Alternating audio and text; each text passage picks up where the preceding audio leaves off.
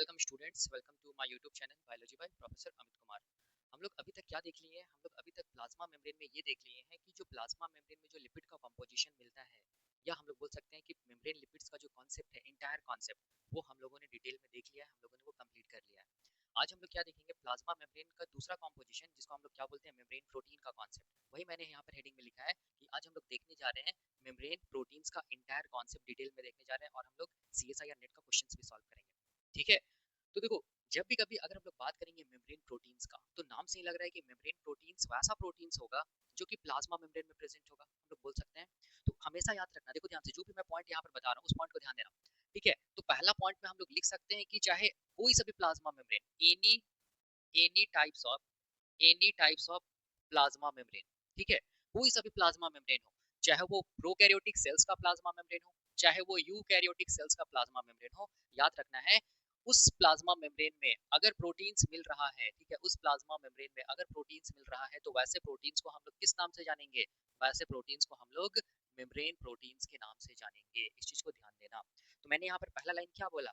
मैंने यहाँ पर पहला लाइन ये बोला कि एनी प्लाज्मा मेम्ब्रेन, चाहे वो प्रोकैरियोटिक सेल्स का प्लाज्मा मेम्ब्रेन हो, चाहे वो यूकैरियोटिक सेल्स का प्लाज्मा मेम्ब्रेन हो, अगर उस प्लाज्मा मेम्ब्रेन में प्रोटीन्स मिल रहा है, जो कि मिलेगा ही मिलेगा, ठीक है, तो उस प्रोटीन्स को हम लोग किस नाम से जानेंगे? मेम्ब्रेन प्रोटीन्स के नाम से जानेंगे। ध्यान देना ये चीज को, ठीक है? कोई सब याद रखना, प्लाज्मा मेम्ब्रेन में जो प्रोटीन्स मिलता है उसको हम लोग किस नाम से जानते हैं? मेम्ब्रेन प्रोटीन्स या प्लाज्मा मेम्ब्रेन प्रोटीन्स के नाम से जानते हैं। इस चीज को ध्यान देना, ये इंपॉर्टेंट है। ठीक है? अब दूसरा पॉइंट में हम लोग ये बता सकते हैं, देखो ध्यान से, दूसरा पॉइंट में हम लोग ये बता सकते हैं कि अगर मैं यहाँ पर प्लाज्मा मेम्ब्रेन को बनाऊं, देखना ध्यान से, अगर मैं यहाँ पर एक सेल को बनाता हूँ, इसको मैं ऐसे दिखा रहा हूँ, ठीक है, अगर मैं यहाँ पर एक सेल को बनाता हूँ, देखो ध्यान से, ये सेल है, ठीक है। अब ये सेल का क्या चीज है, हम लोग बोलेंगे ये सेल का क्या चीज है? प्लाज्मा मेम्ब्रेन है, ठीक है। इसको मैं अगर यहाँ पर मैग्नीफाई करके दिखाऊंगा तो ये क्या चीज का बना होगा? हम लोग बोलेंगे लिपिड बाइलेयर का तो बना ही बना होगा, ठीक है, ऐसे करके लिपिड बाइलेयर रहता है, मैंने बताया था, ठीक है। और उसके साथ साथ हम लोग बोलेंगे यहाँ पर क्या मिलेगा, ऐसे ऐसे करके कुछ कुछ प्रोटीन्स भी मिलेगा, वो मैं बताऊंगा, ठीक है, जिसको हम लोग क्या बोलेंगे? जिसको हम लोग बोलेंगे मेम्ब्रेन प्रोटीन्स। मैं ऐसे करके यहाँ पर समझाने के लिए बता रहा हूँ मेम्ब्रेन प्रोटीन्स का, और एक यहाँ पर पॉइंट मैं यहाँ पर ऐड करना चाहता हूँ, वो मैं बता रहा हूँ, ठीक है। तो ध्यान से देखो, ये वाला पोर्शन क्या है? साइटोसोल वाला पोर्शन है, ठीक है। तो ये साइटोसोलिक फेस, नीचे वाला साइटोसोलिक फेस होगा, और ऊपर वाला प्लाज्मा मेम्ब्रेन के बाहर तरफ वाला क्या होगा? नॉन साइटोसोलिक फेस होगा। तो इसको हम लोग क्या बोलेंगे? Non cytosolic face. इसको हम लोग क्या बोलेंगे? Cytosolic face. और ये वाला जो लिपिड मॉलिक्यूल्स का जो लेयर है उसको हम लोग बोलेंगे नॉन साइटोसोलिक लिपिड, जो कि नॉन साइटोसोलिक फेस की तरफ है। और ये जो लिपिड का मॉलिक्यूल्स आप देख रहे हैं इसको हम लोग क्या बोलेंगे? साइटोसोलिक लिपिड बोलेंगे, ये जो लिपिड का मॉलिक्यूल्स का जो लेयर है, ठीक है। तो हम लोग यहाँ से ये चीज जान सकते हैं कि प्लाज्मा मेम्ब्रेन में लिपिड्स तो मिलेगा ही मिलेगा, जिसको बोलेंगे मेम्ब्रेन लिपिड्स, ठीक है, जो कि प्लाज्मा मेम्ब्रेन का स्ट्रक्चर को बनाएगा ये लिपिड्स, ठीक है। तो इसीलिए हम लोग लिपिड्स को क्या बोलते हैं? मेम्ब्रेन लिपिड्स को हम लोग क्या बोलते हैं? Structural lipids. तो यहाँ पर लिपिड्स के साथ क्या चीज है? देखो ध्यान से, प्रोटीन्स भी तो है ना, ये क्या चीज हम लोग बोलेंगे? ये क्या चीज है? प्रोटीन्स है, देखो ध्यान से, और भी बहुत सारा प्रोटीन्स होगा, मैं समझाने के लिए बना रहा हूँ। ये प्रोटीन्स, इसको हम लोग किस नाम से जानेंगे? क्योंकि ये मेम्ब्रेन में प्रेजेंट है, इसलिए इसको हम लोग बोल सकते हैं मेम्ब्रेन प्रोटीन्स, ठीक है।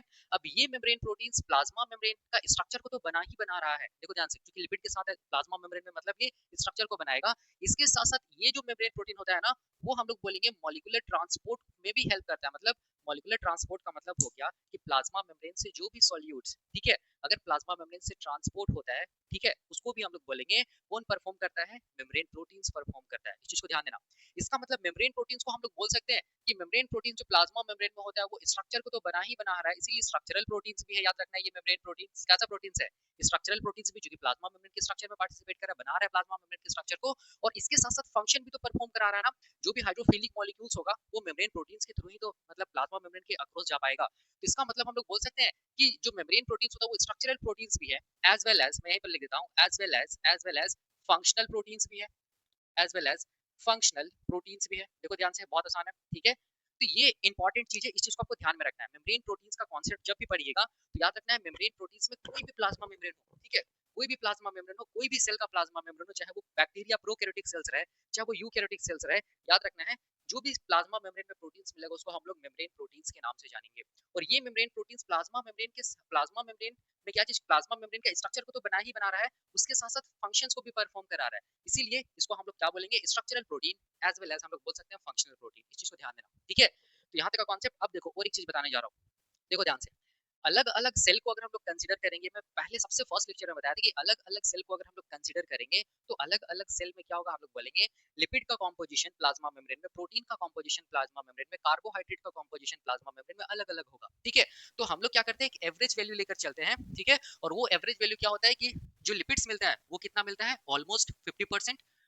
जो प्रोटीन्स मिलता है, मतलब जो मेम्ब्रेन लिपिड्स मिलता है वो ऑलमोस्ट 50% होगा। ठीक है, और हम लोग बोलेंगे जो मेम्ब्रेन प्रोटीन्स भी है वो भी ऑलमोस्ट कितना होगा, 50% होगा। ठीक है, तो याद रखना है ये जो मेम्ब्रेन प्रोटीन्स होता है, मैं यहाँ पर लिख रहा हूँ मेम्ब्रेन प्रोटीन्स जो होता है, मेम्ब्रेन प्रोटीन्स जो होता है ये हम लोग बोलेंगे सेल में कितना मिलेगा, तो मैं एवरेज लेकर चल रहा हूँ। ठीक है, ये कितना मिलेगा, हम लोग बोलेंगे 50% क्या मिलता है, सेल का जो प्लाज्मा मेम्ब्रेन होता है उसमें क्या मिलेगा, मेम्ब्रेन प्रोटीन्स मिलेगा। इस चीज को याद रखना।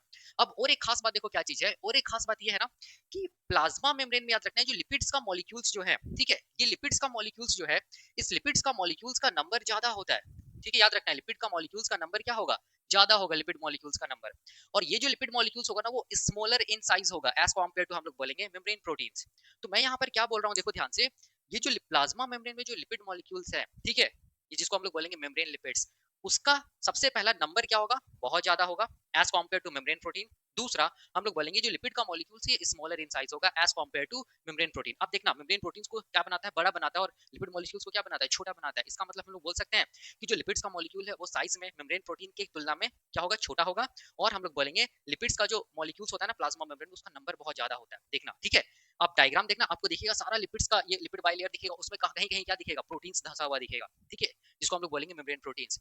लेकिन यहाँ पर खास बात क्या चीज है, देखो ध्यान से, कि ये जो मेम्ब्रेन प्रोटीन्स होता है ना, याद रखना है मेम्ब्रेन प्रोटीन्स जो होता है, मेम्ब्रेन प्रोटीन्स जो होता है, इसका जो साइज होता है, देखो ध्यान से, इसका जो साइज होता है ना, मेम्ब्रेन प्रोटीन्स का जो साइज होता है, ठीक है, वो क्या होता है, हम लोग बोलेंगे कॉम्पैरेटिवली, मैं यहाँ पे लिख दे रहा हूँ, comparatively, comparatively larger than, larger, larger than, larger than हम लोग बोलेंगे membrane lipids molecule, membrane lipids में लिख दो डायरेक्टली ऐसे करके मेम्ब्रेन लिपिड्स। ठीक है, याद रखना है कॉम्पैरेटिवली लार्जर देन क्या बोलते हैं, मेम्ब्रेन लिपिड्स। ठीक है, अब देखो ध्यान से, चूंकि इसका साइज ज्यादा है, किसका साइज ज्यादा है, हम लोग बोलेंगे मेम्ब्रेन लिपिड्स का साइज ज्यादा है as compare to lipid molecule, लेकिन इसका नंबर कम है। तो यहाँ पर मैं लिख दूं मेम्ब्रेन लिपिड्स का जो नंबर होता है, मेम्ब्रेन, सॉरी मेम्ब्रेन प्रोटीन्स का जो नंबर होता है, मेम्ब्रेन प्रोटीन्स का जो नंबर होता है प्लाज्मा मेम्ब्रेन में, वो क्या होता है, हम लोग बोलेंगे कम होता है एज कम्पेयर टू क्या चीज, हम लोग बोलेंगे मेम्ब्रेन प्रोटीन्स। ठीक है, लेकिन भी हम लोग बोलेंगे, याद रखना है, अगर कोई कोई क्वेश्चन पूछेगा कि मेम्ब्रेन लिपिड्स कितना मिलेगा प्लाज्मा मेम्ब्रेन में, ठीक है, तो हम लोग क्या बोलते हैं, एवरेज एक क्या बोलते हैं, हम लोग बोलेंगे 50% क्या मिलता है, मेम्ब्रेन लिपिड्स मिलता है प्लाज्मा मेम्ब्रेन में। और कोई क्वेश्चन पूछिए कि मेम्ब्रेन प्रोटीन्स तब कितना मिलता है प्लाज्मा मेम्ब्रेन में, तो हम लोग क्या बोलते हैं, मेम्ब्रेन प्रोटीन्स भी लगभग कितना मिलता है, हम लोग बोलेंगे 50% के रेंज में ही मिलता है। तो अब ध्यान से देखो, याद रखना है कि membrane protein 50%, sorry membrane lipid लगभग 50% मिल रहा है, मेम्ब्रेन प्रोटीन्स भी लगभग 50% मिल रहा है। लेकिन यहाँ पर खास बात क्या है कि मेम्ब्रेन लिपिड्स का नंबर क्या है, हम लोग बोलेंगे ज्यादा है। ठीक है, याद रखना है, और इसका साइज क्या चीज है, हम लोग बोलेंगे स्मॉलर है। ठीक है, लेकिन मेम्ब्रेन प्रोटीन्स का हम लोग बोलेंगे नंबर कम है, लेकिन हम लोग बोलेंगे चूंकि साइज यहाँ पर क्या है, हम लोग बोलेंगे लार्जर है एज कम्पेयर टू हम लोग बोलेंगे क्या चीज, मेम्ब्रेन लिपिड्स। इसीलिए चूंकि साइज ज्यादा है, इसीलिए हम लोग बोलेंगे कि मेम्ब्रेन लिपिड्स कितना परसेंट लगभग मिलता है प्लाज्मा मेम्ब्रेन में, ऑलमोस्ट 50% मिलता है। इस चीज को ध्यान देना। और लिपिड्स मॉलिक्यूल 50% ऑलमोस्ट इसीलिए मिला क्योंकि लिपिड मॉलिक्यूल्स का नंबर ज्यादा है, क्योंकि वो स्मॉलर साइज है। और यहाँ पर मेम्ब्रेन प्रोटीन्स का नंबर तो कम है लेकिन साइज बड़ा है, इसीलिए हम लोग बोलेंगे कि मेम्ब्रेन प्रोटीन्स भी ऑलमोस्ट कितना परसेंट मिलेगा, हम लोग बोलेंगे 50% मिलेगा। मतलब मेम्ब्रेन लिपिड्स और मेम्ब्रेन प्रोटीन्स लगभग कितना परसेंट मिलेगा, हम लोग बोलेंगे 50% मिलता है। अब ये सेल के प्लाज्मा मेम्ब्रेन में, इस चीज को याद रखिए, एवरेज वैल्यू है, अलग अलग सेल्स में वेरी करता है, इसीलिए एक एवरेज वैल्यू दिया गया है जिसको हम लोग बोलते हैं ऑलमोस्ट 50%। तो इतना इन्फॉर्मेशन आपको मेम्ब्रेन प्रोटीन्स के रिगार्डिंग रखना होगा। पहला इन्फॉर्मेशन क्या चीज है कि कोई सा भी प्लाज्मा मेम्ब्रेन हो, कोई सा भी प्लाज्मा मेम्ब्रेन, चाहे वो प्रोकैरियोटिक सेल्स का प्लाज्मा मेम्ब्रेन हो, चाहे वो यूकैरियोटिक सेल्स का प्लाज्मा मेम्ब्रेन हो, अगर मेम्ब्रेन में प्रोटीन्स मिल रहा है तो उस प्रोटीन्स को हम लोग बोलेंगे मेम्ब्रेन प्रोटीन्स या प्लाज्मा मेम्ब्रेन प्रोटीन्स। पहला वही मैंने यहाँ पे लिखा है। दूसरा मैं ये बताया कि मेम्ब्रेन प्रोटीन जो कि प्लाज्मा मेम्ब्रेन के स्ट्रक्चर को भी बना रहा है along with lipid molecules as well as, हम लोग बोलेंगे ये मेम्ब्रेन प्रोटीन्स फंक्शंस में भी हेल्प कर रहा है, ट्रांसपोर्टेशन ऑफ मॉलिक्यूल्स में भी हेल्प कर रहा है। तो इसका मतलब हम लोग मेम्ब्रेन प्रोटीन्स को बोल सकते हैं स्ट्रक्चरल प्रोटीन्स है, और ये बोल सकते हैं कि ये फंक्शनल प्रोटीन है। यस, बिल्कुल बोल सकते हैं। तीसरा मैंने ये बोला कि मेम्ब्रेन प्रोटीन्स का कितना परसेंट मिलता है सेल के प्लाज्मा मेम्ब्रेन में, तो अलग अलग सेल्स के प्लाज्मा मेम्ब्रेन में वेरी करता है। तो एक एवरेज वैल्यू को कंसीडर किया जाता है, और वो एवरेज वैल्यू कितना है, हम लोग बोलेंगे ऑलमोस्ट 50%। अब देखना, मैंने सबसे फर्स्ट लेक्चर या सेकंड लेक्चर में ये बताया है केमिकल कॉम्पोजिशन का कॉन्सेप्ट। ठीक है, अब देखो ध्यान से कि मेम्ब्रेन प्रोटीन का साइज क्या होगा, याद रखना मेम्ब्रेन प्रोटीन का साइज आप देख लेना कि कंपैरेटिवली हमेशा क्या होगा, हम लोग बोलेंगे लिपिड मॉलिक्यूल्स की तुलना में हमेशा ज्यादा बड़ा होगा कौन, मेम्ब्रेन प्रोटीन्स। याद रखना इस चीज को। ठीक है, लेकिन याद रखना मेम्ब्रेन प्रोटीन्स का नंबर क्या होगा, हम लोग बोलेंगे कम होगा, साइज क्या होगा, बहुत ज्यादा होगा। इसीलिए आप जब भी कभी प्लाज्मा मेम्ब्रेन का स्ट्रक्चर देखिएगा ना, कोई सा भी बुक में देखिए, इंटरनेट में देखिए, देखिए कि लिपिड मॉलिक्यूल्स का नंबर बहुत ज्यादा बनाता है, और उसके कहीं कहीं बीच बीच में क्या होता है, हम लोग बोलेंगे मेम्ब्रेन प्रोटीन्स एम्बेडेड रहता है, या पेरिफेरल में क्या रहता है, हम लोग बोलेंगे मेम्ब्रेन प्रोटीन्स प्रेजेंट होता है, जिसका नंबर कम दिखता है। ठीक है, तो इतना कॉन्सेप्ट आपको मेम्ब्रेन प्रोटीन्स के रिगार्डिंग दिमाग में रखना है, ठीक है, जो कि बहुत आसान है। अब मैं यहाँ पर क्या बताने जा रहा हूँ, अब मैं बताने जा रहा हूँ क्लासिफिकेशन ऑफ मेम्ब्रेन प्रोटीन्स। ठीक है, तो मैं यहाँ पर मिटाकर क्या करता हूँ, क्लासिफिकेशन बताता हूँ मेम्ब्रेन प्रोटीन्स का दो तरीके से। एक तरीका क्या चीज है, हम लोग बोलेंगे, एक तरीका है कि मैं एक डायग्राम यहाँ पर बनाऊंगा, डायग्राम से विजुअलाइज कराऊंगा। ठीक है, दूसरा क्या चीज मैं दूसरा मैं क्या बताऊंगा कि उसके बाद एक एक जो भी मेम्ब्रेन प्रोटीन्स का जो टाइप है उसको मैं एक्सप्लेन करूंगा, लेकिन पहला डायग्राम से समझाना जरूरी है, ताकि आपके दिमाग में क्या हो सके, वो मेमोरी क्या हो जाए, फिट हो जाए। ठीक है, इस चीज को ध्यान देना। तो मैं यहाँ पर मिटा के क्या बनाने जा रहा हूँ, मैं यहाँ पर मिटा के बनाने जा रहा हूँ टाइप्स ऑफ, सॉरी, मैं यहाँ पर मिटा कर क्या बताने जा रहा हूँ, टाइप्स ऑफ मेम्ब्रेन लिपिड्स। अब देखो यहाँ पर, देखो मैं बताने जा रहा हूँ कि जो मेम्ब्रेन प्रोटीन्स होता है उसका कितना टाइप्स होता है। ठीक है, देखो ध्यान से, मेम्ब्रेन प्रोटीन्स को हम लोग तीन टाइप्स में क्लासिफाई करते हैं। ठीक है, याद रखना है। जो पहला जो टाइप होता है मेम्ब्रेन प्रोटीन का, उसको हम लोग बोलते हैं क्या चीज, उसको हम लोग बोलते हैं पेरिफेरल प्रोटीन्स। क्या बोलेंगे, पेरिफेरल प्रोटीन्स या मेम्ब्रेन प्रोटीन्स। ठीक है, या इसका दूसरा नाम भी है ऐसे मेम्ब्रेन प्रोटीन्स का, इसको हम लोग एक्सट्रिंजिक एक्सट्रिंजिक मेम्ब्रेन प्रोटीन्स भी बोलते हैं। ठीक है, तो ये पहला टाइप हुआ किसका, मेम्ब्रेन प्रोटीन्स का। सारा का सारा टाइप को मैं एक्सप्लेन करूंगा, बहुत आसान है। ठीक है, दूसरा जो टाइप है, याद रखना है, उसको हम लोग क्या बोलते हैं, दूसरा जो टाइप है उसको हम लोग बोलते हैं इंटीग्रल इंटीग्रल मेम्ब्रेन प्रोटीन्स।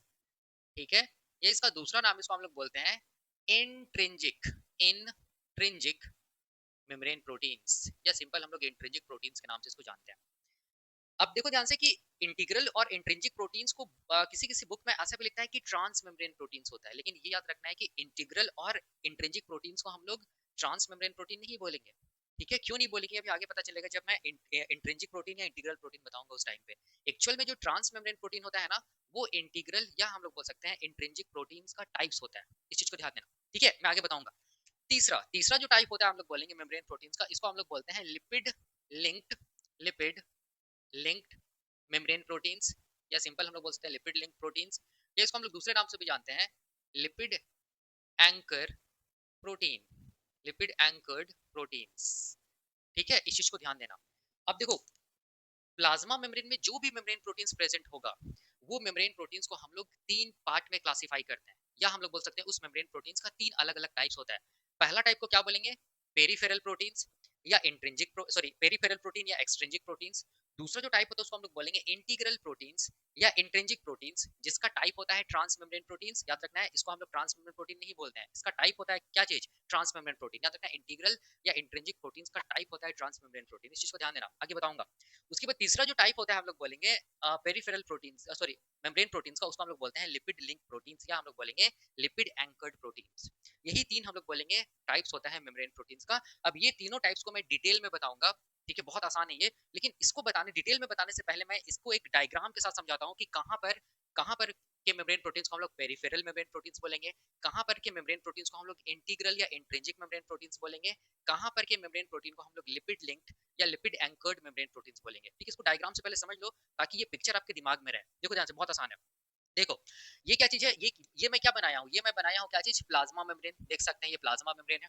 ठीक है, अब ये प्लाज्मा मेम्ब्रेन है, तो इस तरफ वाला पोर्शन क्या चीज हम लोग बोलेंगे, सेल का साइटोसोल है। ठीक है, तो बट ऑब्वियस है, इस तरफ वाला पोर्शन क्या होगा, हम लोग बोलेंगे नॉन साइटोसोलिक फेस बोल सकते हैं इसको हम लोग। ठीक है, इसको हम लोग साइटोसोलिक फेस बोल सकते हैं, क्योंकि साइटोसोल की तरफ ये पोर्शन है, ये आउटसाइड है, बाहर है प्लाज्मा मेम्ब्रेन के, जिसको हम लोग नॉन साइटोसोलिक फेस बोलेंगे। ठीक है, याद रखने इस चीज को। अब देखो, अब ये एक लिपिड का क्या चीज हम लोग बोलेंगे, मोनोलेयर है, जो कि नॉन साइटोसोलिक फेस की तरफ है। ये एक लिपिड का मोनोलेयर है जो कि साइटोसोलिक फेस की तरफ है। तो ये वाला जो नॉन साइटोसोलिक फेस की तरफ वाला जो लिपिड का जो मोनोलेयर है, उसको हम लोग बोल सकते हैं नॉन साइटोसोलिक लीफलेट। ठीक है, और जो साइटोसोलिक फेस की तरफ जो लिपिड का जो मोनोलेयर है, इसको हम लोग क्या बोल सकते हैं, इसको हम लोग बोल सकते हैं साइटोसोलिक लीफलेट। यस, बिल्कुल बोल सकते हैं। अब यहाँ पर समझना है, देखो ध्यान से, कोई भी प्लाज्मा मेम्ब्रेन में, याद रखना है, कोई भी प्लाज्मा मेम्ब्रेन में, ठीक है, अगर प्लाज्मा मेम्ब्रेन में, देखो ध्यान से, अगर प्लाज्मा मेम्ब्रेन में नॉन साइटोसोलिक फेस की तरफ, या हम लोग बोलेंगे साइटोसोलिक फेस की तरफ, प्लाज्मा मेम्ब्रेन से अगर प्रोटीन्स हम लोग बोलेंगे नॉन कोवेलेंटली, या हम लोग बोलेंगे वीक इंटरेक्शंस के थ्रू अगर जुड़ा हुआ है, एसोसिएटेड है, तो वैसे प्रोटीन्स को हम लोग बोलेंगे क्या चीज, पेरिफेरल प्रोटीन्स, या हम लोग बोलेंगे एक्सट्रिंजिक प्रोटीन्स। तो आप देख सकते हैं यहाँ पर मैं नंबर दे दे रहा हूँ, ये 1 नंबर है। ठीक है, ये 1 नंबर है, और ये मैं दे दे रहा हूँ 2 नंबर। ठीक है, तो हम लोग बोल सकते हैं कि ये जो प्रोटीन्स है, और ये जो प्रोटीन्स है वो पेरिफेरल मेम्ब्रेन प्रोटीन्स है।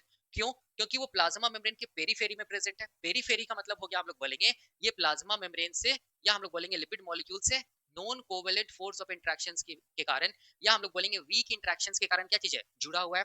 इसीलिए हम लोग इसको क्या बोलते हैं, पेरिफेरल प्रोटीन्स। ठीक है, ये non covalent force of interaction से क्या हुआ, हम लोग बोलेंगे प्लाज्मा मेम्ब्रेन या लिपिड मॉलिक्यूल से एसोसिएटेड है। याद रखना है, peripheral proteins non covalent force of interaction से प्लाज्मा मेम्ब्रेन से एसोसिएटेड होगा, इस चीज को ध्यान देना। ठीक है, तो यहाँ पर हम लोग बोल सकते हैं पहला और दूसरा वाला जो प्रोटीन्स मैं बनाया हूँ उसको हम लोग क्या बोलेंगे, पेरिफेरल या एक्सट्रिंजिक प्रोटीन्स। ठीक है, अब देखो ध्यान से, पेरिफेरल जो प्रोटीन्स होता है या एक्सट्रिंजिक जो प्रोटीन्स होता है वो हम लोग बोलेंगे प्लाज्मा मेम्ब्रेन के नॉन साइटोसोलिक फेज की तरफ भी रहेगा, और हम लोग बोलेंगे प्लाज्मा मेम्ब्रेन के साइटोसोलिक फेज की तरफ भी रहेगा। इस चीज को ध्यान देना। मतलब मैं डिटेल में बताऊंगा, अभी बस डायग्राम से मैं थोड़ा सा मतलब समझाने का कोशिश कर रहा हूँ कि जो भी पेरिफेरल प्रोटीन्स होगा, जो भी पेरिफेरल प्रोटीन होगा, याद रखना है, या एक्सट्रिंजिक प्रोटीन्स जो होगा मेम्ब्रेन प्रोटीन्स, वो याद रखना है नॉन साइटोसोलिक फेज की तरफ भी रहेगा। ठीक है, और हम लोग बोलेंगे साइटोसोलिक फेज की तरफ भी रहेगा, प्लाज्मा मेम्ब्रेन से non covalent force of interactions के थ्रू जुड़ा हुआ रहेगा। याद रखना इस चीज को। ठीक है, non covalent force of interaction से जुड़ा हुआ रहेगा, मैं बताऊंगा डिटेल में। ठीक है, इस चीज को ध्यान देना। तो डायग्राम्स के अकॉर्डिंग अगर हम लोग देखेंगे तो 1 एंड 2 जो प्रोटीन्स है इसको हम लोग बोलेंगे पेरिफेरल प्रोटीन्स, या हम लोग बोलेंगे एक्सट्रिंजिक प्रोटीन्स। इस चीज को ध्यान देना। ठीक है, अब उसके इसको मैं डिटेल में बताऊंगा, और भी बहुत कुछ बताना है। फिलहाल मैं डायग्राम से आपको समझा रहा हूँ, विजुअलाइज करा रहा हूँ कि देखो पेरिफेरल प्रोटीन्स क्या होता है या एक्सट्रिंजिक प्रोटीन्स क्या होता है, कहां पर प्रेजेंट हो सकता है प्लाज्मा मेम्ब्रेन में। ठीक है, अब देखो दूसरा दूसरा जो टाइप उसको हम लोग क्या बोलेंगे, इंटीग्रल प्रोटीन्स, या इसको हम लोग बोलेंगे इंट्रिंसिक प्रोटीन्स। इंटीग्रल का मतलब हो गया कि प्लाज्मा मेम्ब्रेन के अंदर, ठीक है, या इंट्रिंसिक का मतलब हो गया प्लाज्मा मेम्ब्रेन के अंदर। यहाँ पर पेरिफेरल का मतलब क्या था, प्लाज्मा मेम्ब्रेन से बाहर। एक्सट्रिंजिक का मतलब था प्लाज्मा मेम्ब्रेन से बाहर। तो देख सकते हैं प्लाज्मा मेम्ब्रेन से बाहर ही ये प्लाज्मा मेम्ब्रेन से क्या एसोसिएटेड है, तब बोल रहे हैं पेरिफेरल। लेकिन इंटीग्रल का मतलब हो गया अंदर प्लाज्मा मेम्ब्रेन में धंसा हुआ, या इंट्रिंसिक का मतलब हो गया प्लाज्मा मेम्ब्रेन के अंदर, मतलब प्लाज्मा मेम्ब्रेन के अंदर प्रोटीन्स मिलेगा, धंसा हुआ मिलेगा, एम्बेडेड मिलेगा। तो अब देखो ध्यान से, कौन सा ऐसा प्रोटीन है जो प्लाज्मा मेम्ब्रेन में हम लोग बोलेंगे एम्बेडेड दिख रहा है। यहाँ पर डायग्राम से देखो, तो हम लोग बोल सकते हैं कि ये वाला जो प्रोटीन है, देखो ध्यान से, मैं 3 लिख रहा हूँ और ये वाला जो प्रोटीन है मैं 4 लिख रहा हूँ। ठीक है, ये बिल्कुल प्लाज्मा मेम्ब्रेन से धंसा हुआ या एम्बेडेड है। तो हम लोग बोल सकते हैं 3 एंड 4 जो है वो रिप्रेजेंट कर रहा है क्या चीज को, हम लोग बोलेंगे इंट्रिंसिक प्रोटीन्स को या इंटीग्रल प्रोटीन्स को। देखो ध्यान से, यहाँ पर ये क्या चीज को रिप्रेजेंट कर रहा है, हम लोग बोलेंगे इंट्रिंसिक, या हम लोग बोलेंगे ये इंट्रिंसिक, या हम लोग बोलेंगे इंटीग्रल प्रोटीन्स को। इस चीज को ध्यान देना। ठीक है, तो डायग्राम से हम लोग को क्लियर हो रहा है कि इंट्रिंसिक प्रोटीन्स कब बोलेंगे, एक्सट्रिंसिक प्रोटीन्स कब बोलेंगे। और भी बहुत कुछ इंट्रिंसिक प्रोटीन्स को बताने के लिए, लेकिन मैं जब डिटेल में बताऊंगा उस समय बताऊंगा। ठीक है, इस चीज को ध्यान देना। अब तीसरा जो टाइप होता है इसको हम लोग क्या बोलते हैं, इसको हम लोग बोलते हैं लिपिड लिंक्ड मेम्ब्रेन प्रोटीन, या हम लोग बोलेंगे लिपिड एंकर्ड मेम्ब्रेन प्रोटीन। याद रखना है, लिपिड लिंक्ड अगर मेम्ब्रेन प्रोटीन्स के बारे में बात किया जाएगा तो देखो ध्यान से, यहाँ पर मैं यहाँ पर लिख रहा हूँ मैं 5, और यहाँ पर मैं लिख रहा हूँ 6। ये 5 और 6 जो है, देखो ध्यान से, वो लिपिड मॉलिक्यूल से एंकर्ड है। लिपिड मॉलिक्यूल से क्या चीज एंकर्ड है, मतलब ये किस बॉन्ड से जुड़ा हुआ है, तो याद रखना है कोवेलेंट बॉन्ड से जुड़ा हुआ है, कोवेलेंट बॉन्ड से जुड़ा हुआ है। यहाँ पर भी देखो ध्यान से, लिपिड मॉलिक्यूल से किस बॉन्ड के थ्रू जुड़ा हुआ है, तो हम लोग बोलेंगे कोवेलेंट बॉन्ड के साथ जुड़ा हुआ है। ठीक है, तो वैसा हम लोग बोलेंगे मेम्ब्रेन प्रोटीन्स जो लिपिड मॉलिक्यूल से कोवेलेंटली हम लोग बोलेंगे जुड़ा हुआ रहता है, वैसे मेम्ब्रेन प्रोटीन्स को क्या बोलेंगे, लिपिड लिंक्ड मेम्ब्रेन प्रोटीन या लिपिड एंकर्ड मेम्ब्रेन प्रोटीन्स। अब इससे हम लोग ये चीज भी कंक्लूड कर सकते हैं कि जो लिपिड लिंक्ड जो मेम्ब्रेन प्रोटीन्स है, देखो ध्यान से 5 एंड 6, ये प्रेजेंट होगा साइटोसोलिक फेज की तरफ भी, ये प्रेजेंट होगा हम लोग बोलेंगे नॉन साइटोसोलिक फेज की तरफ भी। इस चीज को ध्यान देना। ठीक है, अब क्वेश्चन आता है कि ये जो लिपिड लिंक्ड जो प्रोटीन्स है या लिपिड एंकर्ड जो प्रोटीन्स है, इसको हम लोग पेरिफेरल प्रोटीन्स क्यों नहीं बोल रहे हैं, या इसको हम लोग एक्सट्रिंसिक प्रोटीन्स क्यों नहीं बोल रहे हैं। इसीलिए नहीं बोल रहे हैं क्योंकि हम लोग बोलेंगे पेरिफेरल प्रोटीन्स प्लाज्मा मेम्ब्रेन से या लिपिड का जो मॉलिक्यूल्स है उससे इंटरेक्शन करता है non covalent force of interactions के थ्रू।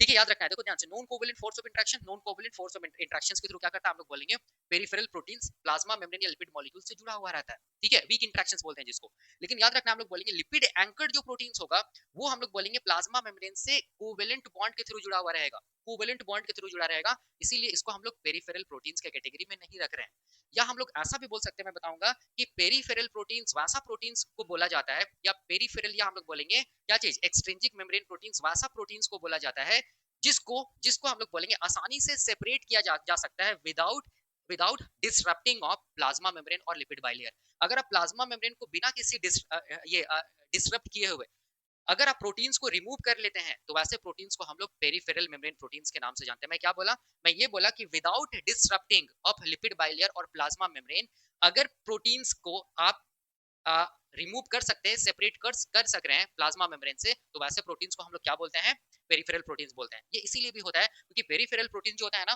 वो प्लाज्मा मेम्ब्रेन से non covalent force of interaction या वीक इंटरेक्शंस के थ्रू जुड़ा हुआ रहता है, इसीलिए हम लोग आसानी से पेरिफेरल प्रोटीन्स को मतलब प्लाज्मा मेम्ब्रेन से हटा सकते हैं without disrupting the plasma membrane और लिपिड बाइलेयर। ठीक है, याद रखना। लेकिन यहाँ पर अगर हम लोग हटाना चाहेंगे, देखो ध्यान से, लिपिड लिंक प्रोटीन्स को, या हम लोग बोल सकते हैं लिपिड एंकर्ड प्रोटीन्स को, तो यहाँ पर हम लोग को कोवलेंट बॉन्ड को तोड़ना होगा। ठीक है, और कोवलेंट बॉन्ड को तोड़ने के लिए हम लोग बोलेंगे क्या चाहिए, हम लोग बोलेंगे ज्यादा एनर्जी चाहिए, या फिर ऐसा भी हो सकता है कि हम लोग बोलेंगे कि इस प्रोटीन्स को हटाने के लिए हमको क्या चाहिए, लिपिड मॉलिक्यूल्स को यहाँ पर डिसरप्ट करना होगा, या हम लोग बोलेंगे प्लाज्मा मेम्ब्रेन को डिसरप्ट करना होगा। इसीलिए ऐसे प्रोटीन्स को हम लोग पेरिफेरल प्रोटीन्स नहीं बोल के क्या बोलते हैं, लिपिड लिंक्स प्रोटीन्स के नाम से, लिपिड एंकर्ड प्रोटीन्स के नाम से जानते हैं। ठीक है, तो यहाँ पर एक चीज ध्यान रखना, फिर से मैं बोल रहा हूँ कि पेरिफेरल प्रोटीन्स वैसा प्रोटीन्स को हम लोग बोलेंगे, या हम लोग बोलेंगे एक्सट्रिंजिक प्रोटीन्स वैसा हम लोग मेम्ब्रेन प्रोटीन्स को बोलेंगे जो मेम्ब्रेन प्रोटीन्स को हम लोग आसानी से सेपरेट कर ले प्लाज्मा मेम्ब्रेन से without disrupting of plasma membrane और लिपिड बाइलेयर, उसको हम लोग पेरिफेरल प्रोटीन्स का नाम देते हैं। लेकिन वैसा प्रोटीन्स, याद रखना, वैसा प्रोटीन्स जिसको हम लोग सेपरेट जिसको हम लोग सेपरेट कर रहे हैं by disrupting of lipid molecules, या हम लोग बोलेंगे प्लाज्मा मेम्ब्रेन, तो वैसे प्रोटीन्स को हम लोग पेरिफेरल प्रोटीन्स नहीं बोल के क्या बोलेंगे, इंटीग्रल या इंट्रिंसिक प्रोटीन या लिपिड लिंक प्रोटीन्स के नाम से जानेंगे। इस चीज को ध्यान देना। ठीक है, तो ये मैं डिटेल में बताऊंगा जब मैं वन बाय वन एक एक एक्स्ट्रा ये मेम्ब्रेन प्रोटीन्स का कॉन्सेप्ट मैं बताऊंगा उस टाइम पे। ठीक है, तो अभी हम लोग देखने जा रहे हैं सबसे पहला जो मेम्ब्रेन प्रोटीन्स है, डिटेल में देखने जा रहे हैं, जिसको हम लोग क्या बोलते हैं, पेरिफेरल प्रोटीन्स, या हम लोग बोलेंगे एक्सट्रिंजिक प्रोटीन्स के नाम से जानते हैं। इसको हम लोग डिटेल में यहाँ पर देखने जा रहे हैं। तो मैं यहाँ पर मिटा के क्या बताने जा रहा हूँ, पेरिफेरल मेम्ब्रेन प्रोटीन्स का डिटेल में कॉन्सेप्ट मैं बताने जा रहा हूँ। ठीक है, अब देखो हम लोग डिटेल में देखने जा रहे हैं पेरिफेरल प्रोटीन्स का कॉन्सेप्ट। ठीक है, इस चीज को ध्यान देना। तो देखो ध्यान से, मैं यहाँ पर प्लाज्मा मेम्ब्रेन के स्ट्रक्चर बनाया हूँ। ठीक है, ये प्लाज्मा मेम्ब्रेन का क्या चीज है, ये वाला पोर्शन को हम लोग क्या बोलेंगे, इसको हम लोग बोलेंगे नॉन साइटोसोलिक फेस बोलेंगे इस तरफ, और ये वाला पोर्शन को क्या बोलेंगे, साइटोसोलिक फेस इस तरफ, साइटोसोल है इसीलिए। ठीक है, और ये सेल का प्लाज्मा मेम्ब्रेन है, ये आउटसाइड वाला पोर्शन है, बाहर वाला, प्लाज्मा मेम्ब्रेन के बाहर वाला पोर्शन को बोलेंगे नॉन साइटोसोलिक फेस, या हम लोग बोल सकते हैं आउटर फेस, और इसको हम लोग बोल सकते हैं साइटोसोलिक फेस या इनर फेस बोल सकते हैं। ठीक है, अब देखो ध्यान से, यहाँ पर मैं क्या कर रहा हूँ, एक मेम्ब्रेन प्रोटीन्स बना दे रहा हूँ, ऐसे करके मैं एक मेम्ब्रेन प्रोटीन्स बना दे रहा हूँ। ठीक है, ऐसे करके देखो ध्यान से, और ये क्या चीज है, हम लोग बोलेंगे ये क्या चीज है, प्लाज्मा मेम्ब्रेन है। ठीक है, अब देखो समझना है सबसे इंपॉर्टेंट चीज, पहला जो जो मैं बता रहा हूँ उसको ध्यान से देखना, सुनना, डायग्राम के साथ कोरिलेट करना, सब कुछ बहुत आसान है, आसानी से समझ में आ जाएगा, कोई याद करने का नीड नहीं है। देखो, और एग्जाम में क्वेश्चन भी सॉल्व होगा। सबसे पहला पॉइंट देखना ध्यान से, मैं यहाँ पर क्या बताने जा रहा हूँ, सबसे पहला पॉइंट मैं ये यहाँ पर बताने जा रहा हूँ कि पेरिफेरल प्रोटीन्स को हम लोग याद रखना है, पेरिफेरल प्रोटीन्स को हम लोग पेरिफेरल प्रोटीन्स कब बोलेंगे, हम लोग पेरिफेरल प्रोटीन्स को पेरिफेरल प्रोटीन्स तभी बोलेंगे जब हम लोग बोलेंगे कि प्लाज्मा मेम्ब्रेन को, ठीक है, प्लाज्मा मेम्ब्रेन को क्या बोलते हैं, विदाउट डिसरप्टिंग, मैं लिख रहा हूँ disrupting without disrupting the plasma membrane, और हम लोग बोल सकते हैं लिपिड बाइलेयर, इंपॉर्टेंट चीज है मैं बता रहा हूँ, और lipid bilayer without disrupting of plasma membrane और lipid bilayer if there occur if there occur the separation of there occur the separation of membrane proteins there occur the separation of membrane proteins then then such such membrane proteins are are considered as क्या चीज हम लोग बोलेंगे, peripheral proteins, याद रखना है। तो अगर कोई भी अगर आप लोग से क्वेश्चन पूछे कि पेरिफेरल प्रोटीन्स को हम लोग पेरिफेरल प्रोटीन्स क्यों बोलते हैं, इसीलिए बोलते हैं, तभी हम लोग पेरिफेरल प्रोटीन्स वर्ड यूज कर पाएंगे जब हम लोग प्लाज्मा मेम्ब्रेन को बिना डिसरप्ट किए हुए, बिना तोड़े हुए, अगर हम लोग मेम्ब्रेन प्रोटीन्स को सेपरेट कर दे, तो वैसे मेम्ब्रेन प्रोटीन्स को हम लोग पेरिफेरल मेम्ब्रेन प्रोटीन्स बोलेंगे। इस चीज को ध्यान देना, और वही मैंने यहाँ पर लिखा है। ठीक है, और अगर प्लाज्मा मेम्ब्रेन को डिसरप्ट कर दे रहे हैं आप, लिपिड बाइलर को तोड़ दे रहे हैं आप, और अगर प्रोटीन्स को अगर आप आइसोलेट कर रहे हैं या सेपरेट कर रहे हैं, तो वैसे प्रोटीन्स को हम लोग इंटीग्रल प्रोटीन्स बोलते हैं, या हम लोग बोलेंगे इंट्रिंसिक प्रोटीन्स बोलेंगे। लेकिन पेरिफेरल प्रोटीन्स में याद रखना, हमेशा याद रखना है, तभी हम लोग पेरिफेरल प्रोटीन्स बोलेंगे जब प्लाज्मा मेम्ब्रेन को बिना तोड़े, बिना डिसरप्ट किए हुए, लिपिड बाइलर को बिना तोड़े, बिना डिसरप्ट किए हुए, अगर हम लोग प्रोटीन्स को आइसोलेट कर दे रहे हैं, सेपरेट कर दे रहे हैं, तो वैसे प्रोटीन्स को हम लोग क्या बोलेंगे, मेम्ब्रेन प्रोटीन्स के नाम से जानेंगे। तो वही मैंने यहाँ पे लिखा है, पहला पॉइंट। अब दूसरा पॉइंट देखो ध्यान से, मैं यहाँ पर थोड़ा सा एक सीक्वेंस बनाया हूँ ताकि जितना भी मैं बताने जा रहा हूँ वो इसी में कवर हो जाएगा। दूसरा पॉइंट कि पेरिफेरल प्रोटीन्स को हम लोग बोल सकते हैं, इसका दूसरा नाम इसको हम लोग क्या बोल सकते हैं, इसको हम लोग बोल सकते हैं it is extrinsic protein, extrinsic proteins. देखो ध्यान से, इसको हम लोग बोल सकते हैं ये एक्सट्रिंजिक प्रोटीन्स होता है। क्यों एक्सट्रिंजिक प्रोटीन्स होता है, क्योंकि ये प्लाज्मा मेम्ब्रेन की हम लोग बोलेंगे पेरिफेरल में प्रेजेंट होता है, या पेरिफेरी में प्रेजेंट होता है, या हम लोग बोलेंगे बाहर प्रेजेंट होता है, बोल सकते हैं। इसीलिए हम लोग बोलते हैं कि पेरिफेरल प्रोटीन्स का दूसरा नाम है एक्सट्रिंजिक प्रोटीन्स। और इसका तीसरा नाम है, और एक नाम है जिसको हम लोग बोलते हैं, इसको हम लोग सोल्यूबल प्रोटीन्स भी बोलते हैं। याद रखना है क्यों सोल्यूबल प्रोटीन्स बोलते हैं, क्योंकि हम लोग बोलेंगे ये क्या चीज होता है, हम लोग बोलेंगे एक्वस मीडियम में क्या हो जाता है, हम लोग बोलेंगे ये सॉल्यूबल है, इसलिए इसको सॉल्यूबल प्रोटीन्स के नाम से भी जानते हैं। तो पहला चीज कि जो पेरिफेरल प्रोटीन्स होता है इसको हम लोग क्या बोलते हैं, एक्सट्रिंसिक प्रोटीन्स के नाम से भी जानते हैं, और हम लोग बोलेंगे सोल्यूबल प्रोटीन्स के नाम से भी जानते हैं। ठीक है, तो ये पॉइंट आपको याद रखना है। ठीक है, तो मैं क्या बोला कि पेरिफेरल प्रोटीन्स को हम लोग एक्सट्रिंसिक प्रोटीन्स भी बोलते हैं और सोल्यूबल प्रोटीन्स के नाम से भी जानते हैं। और पेरिफेरल प्रोटीन्स को हम लोग तभी पेरिफेरल प्रोटीन्स बोलेंगे जब हम लोग प्लाज्मा मेम्ब्रेन को बिना डिस्ट्रॉय किए हुए, बिना डिस्टर्ब किए हुए अगर प्रोटीन्स को सेपरेट कर दे तो ऐसे प्रोटीन्स को हम लोग पेरिफेरल प्रोटीन्स के नाम से जानते हैं। ठीक है, अब इसका लोकेशन हम लोग बता सकते हैं, देखो ध्यान से, इसका लोकेशन भी तो हम लोग बता सकते हैं ना, डायग्राम को देख के। ये इसका लोकेशन होता है कि ये पेरिफेरल प्रोटीन्स कहाँ मिलता है, हम लोग बोलेंगे साइटोसोलिक फेस की तरफ भी मिलेगा और नॉन साइटोसोलिक फेस की तरफ भी मिलेगा। तो हम लोग यहाँ पर लिख सकते हैं कि it is present in cytosolic face as well as as well as as well as non cytosolic face, हम लोग बोल सकते हैं। यस, बिल्कुल बोल सकते हैं कि पेरिफेरल प्रोटीन्स कहाँ मिलेगा, हम लोग बोलेंगे साइटोसोलिक फेस की तरफ भी मिलेगा और हम लोग बोलेंगे नॉन साइटोसोलिक फेस की तरफ भी मिलेगा। तो ये पेरिफेरल प्रोटीन्स का क्या हो गया, लोकेशन हो गया। ठीक है, अब देखो यहाँ पर ध्यान देना है कि अगर कोई भी पेरिफेरल प्रोटीन्स अगर साइटोसोलिक फेस की तरफ रहता है या कोई भी पेरिफेरल प्रोटीन अगर नॉन साइटोसोलिक फेस की तरफ रहता है तो उस पेरिफेरल प्रोटीन्स को एक स्पेशल नाम दिया जाता है। फॉर एग्जांपल देखो ध्यान से, अगर मैं यहाँ पर एक सेल बना रहा हूँ, ठीक है, और ये न्यूक्लियस है और ये प्लाज्मा मेम्ब्रेन है सेल का, ठीक है, अगर पेरिफेरल प्रोटीन इस तरफ है, किस तरफ है, साइटोसोल की तरफ, और कुछ पेरिफेरल प्रोटीन्स अगर इस तरफ है, नॉन साइटोसोलिक फेस की तरफ, और इधर साइटोसोलिक फेस की तरफ पेरिफेरल प्रोटीन्स है, तो इसको कुछ खास नाम दिया गया है। तो इसका मतलब हो गया कि सेल ही तो प्रोटीन्स को बनाया ना, जितना भी प्रोटीन्स होता है सारा का सारा प्रोटीन्स को सेल बनाता है। ठीक है, क्यों सेल बनाता है, क्योंकि सेल के पास उस प्रोटीन्स को कोड करने के लिए जीन प्रेजेंट होता है। ठीक है, इसीलिए प्रोटीन्स बनाता है। तो जो भी पेरिफेरल प्रोटीन्स बन रहा है सेल के अंदर, वो पेरिफेरल प्रोटीन्स अगर नॉन साइटोसोलिक फेस की तरफ अगर चला गया, इसका मतलब हो गया कि सेल उस पेरिफेरल प्रोटीन्स को सीक्रेट किया है। तो याद रखना है, वैसा पेरिफेरल प्रोटीन्स जो कि हम लोग बोलेंगे नॉन साइटोसोलिक फेस की तरफ चला जा रहा है, उसको हम लोग क्या बोलेंगे, उसको हम लोग बोलेंगे सिक्रीटरी प्रोटीन्स। याद रखना है, सिक्रीटरी प्रोटीन्स बोलेंगे या सिक्रीटरी पेरिफेरल प्रोटीन्स के नाम से जानेंगे। ठीक है, और वैसा पेरिफेरल प्रोटीन जो साइटोसोलिक फेस की तरफ रह गया, उसको हम लोग क्या बोलेंगे, नॉन सिक्रीटरी पेरिफेरल प्रोटीन। तो साइटोसोलिक फेस की तरफ जो पेरिफेरल प्रोटीन्स होता है उसको हम लोग क्या बोलेंगे, नॉन सिक्रीटरी पेरिफेरल प्रोटीन्स या नॉन सिक्रीटरी प्रोटीन्स के नाम से जानेंगे। तो यहाँ पर देखो कैसे कॉन्सेप्ट कॉन्सेप्ट क्लियर हो रहा है कि कोई भी पूछेगा कि पेरिफेरल प्रोटीन्स कैसा प्रोटीन्स होता है, तो क्या बोलना है, एक्सट्रिंसिक प्रोटीन्स होता है। कैसा प्रोटीन्स होता है, तो सॉल्युबल प्रोटीन्स होता है। कैसा प्रोटीन्स होता है, तो अगर नॉन साइटोसोलिक फेस पे रहेगा तो हम लोग बोलेंगे सिक्रीटरी प्रोटीन्स है, क्योंकि सेल सिक्रीट किया तभी तो ये नॉन साइटोसोलिक सेल के बाहर चला गया ना। और अगर हम लोग बोलेंगे साइटोसोलिक फेस की तरफ अगर पेरिफेरल प्रोटीन्स होगा तो हम लोग इसको बोलेंगे नॉन सिक्रीटरी पेरिफेरल प्रोटीन्स। ठीक है, तो ये कॉन्सेप्ट भी क्लियर हुआ। अब सोल्यूबिलिटी, सोल्यूबिलिटी में याद रखना है, देखो ध्यान से, सोल्यूबिलिटी में मैंने बताया ना सोल्यूबल प्रोटीन्स होता है, याद रखना मोस्टली, मैं यहाँ पर क्या लिख रहा हूँ, मोस्टली मैं वर्ड यूज कर रहा हूँ, मोस्टली मतलब मेजोरिटी ऑफ जितना भी पेरिफेरल प्रोटीन्स होता है ना, याद रखना है वो क्या होता है, हम लोग बोलेंगे सॉल्युबल प्रोटीन्स होता है। इस चीज को याद रखना, एक्सेप्शंस है लेकिन याद रखना है मोस्टली जो पेरिफेरल प्रोटीन्स होता है वो सॉल्युबल इन नेचर होता है, इसीलिए हम लोग बोलेंगे पेरिफेरल प्रोटीन्स को हम लोग सॉल्युबल प्रोटीन्स के नाम से भी जानते हैं। तो इसका सॉल्युबिलिटी क्या होगा, इसका सॉल्युबिलिटी होगा मोस्टली ये सॉल्युबल होता है। किसमें सॉल्युबल होगा, बट ऑब्वियस है एक्वस एनवायरनमेंट में, वाटर में। ठीक है, इस चीज को ध्यान देना। अब देखो ध्यान से, अब उसके बाद मैं बताने जा रहा हूँ यहाँ पर इंटरेक्शंस बताने जा रहा हूँ कि ये जो पेरिफेरल प्रोटीन्स होता है वो किसके साथ यहाँ पर इंटरेक्टेड है या किसके साथ हम लोग बोलेंगे इंटरेक्शंस को करता है, शो करता है, दिखाता है। देखो ध्यान से, यहाँ पर हम लोग इस डायग्राम से हम लोग बोल सकते हैं कि यहाँ पर पेरिफेरल प्रोटीन्स जो है साइटोसोलिक फेस पे और नॉन साइटोसोलिक फेस पे जो पेरिफेरल प्रोटीन्स है वो हम लोग बोलेंगे लिपिड का जो मॉलिक्यूल्स है उसके साथ इंटरेक्शंस को शो कर रहा है, वो हम लोग बोलेंगे लिपिड का जो मॉलिक्यूल्स है उसके साथ इंटरेक्शंस को शो कर रहा है। ठीक है, और देखो ध्यान से, ये जो इंटरेक्शंस होता है, मैंने बताया था पेरिफेरल प्रोटीन्स में जो भी इंटरेक्शंस होगा वो क्या होगा, हम लोग बोलेंगे non covalent force of interactions होगा। वो क्या होगा, non covalent force of interactions होगा। याद रखना है, मतलब इसको हम लोग वीक इंटरेक्शंस भी बोल सकते हैं, इसको हम लोग क्या बोल सकते हैं, वीक इंटरेक्शंस भी बोल सकते हैं। याद रखना है इस चीज को।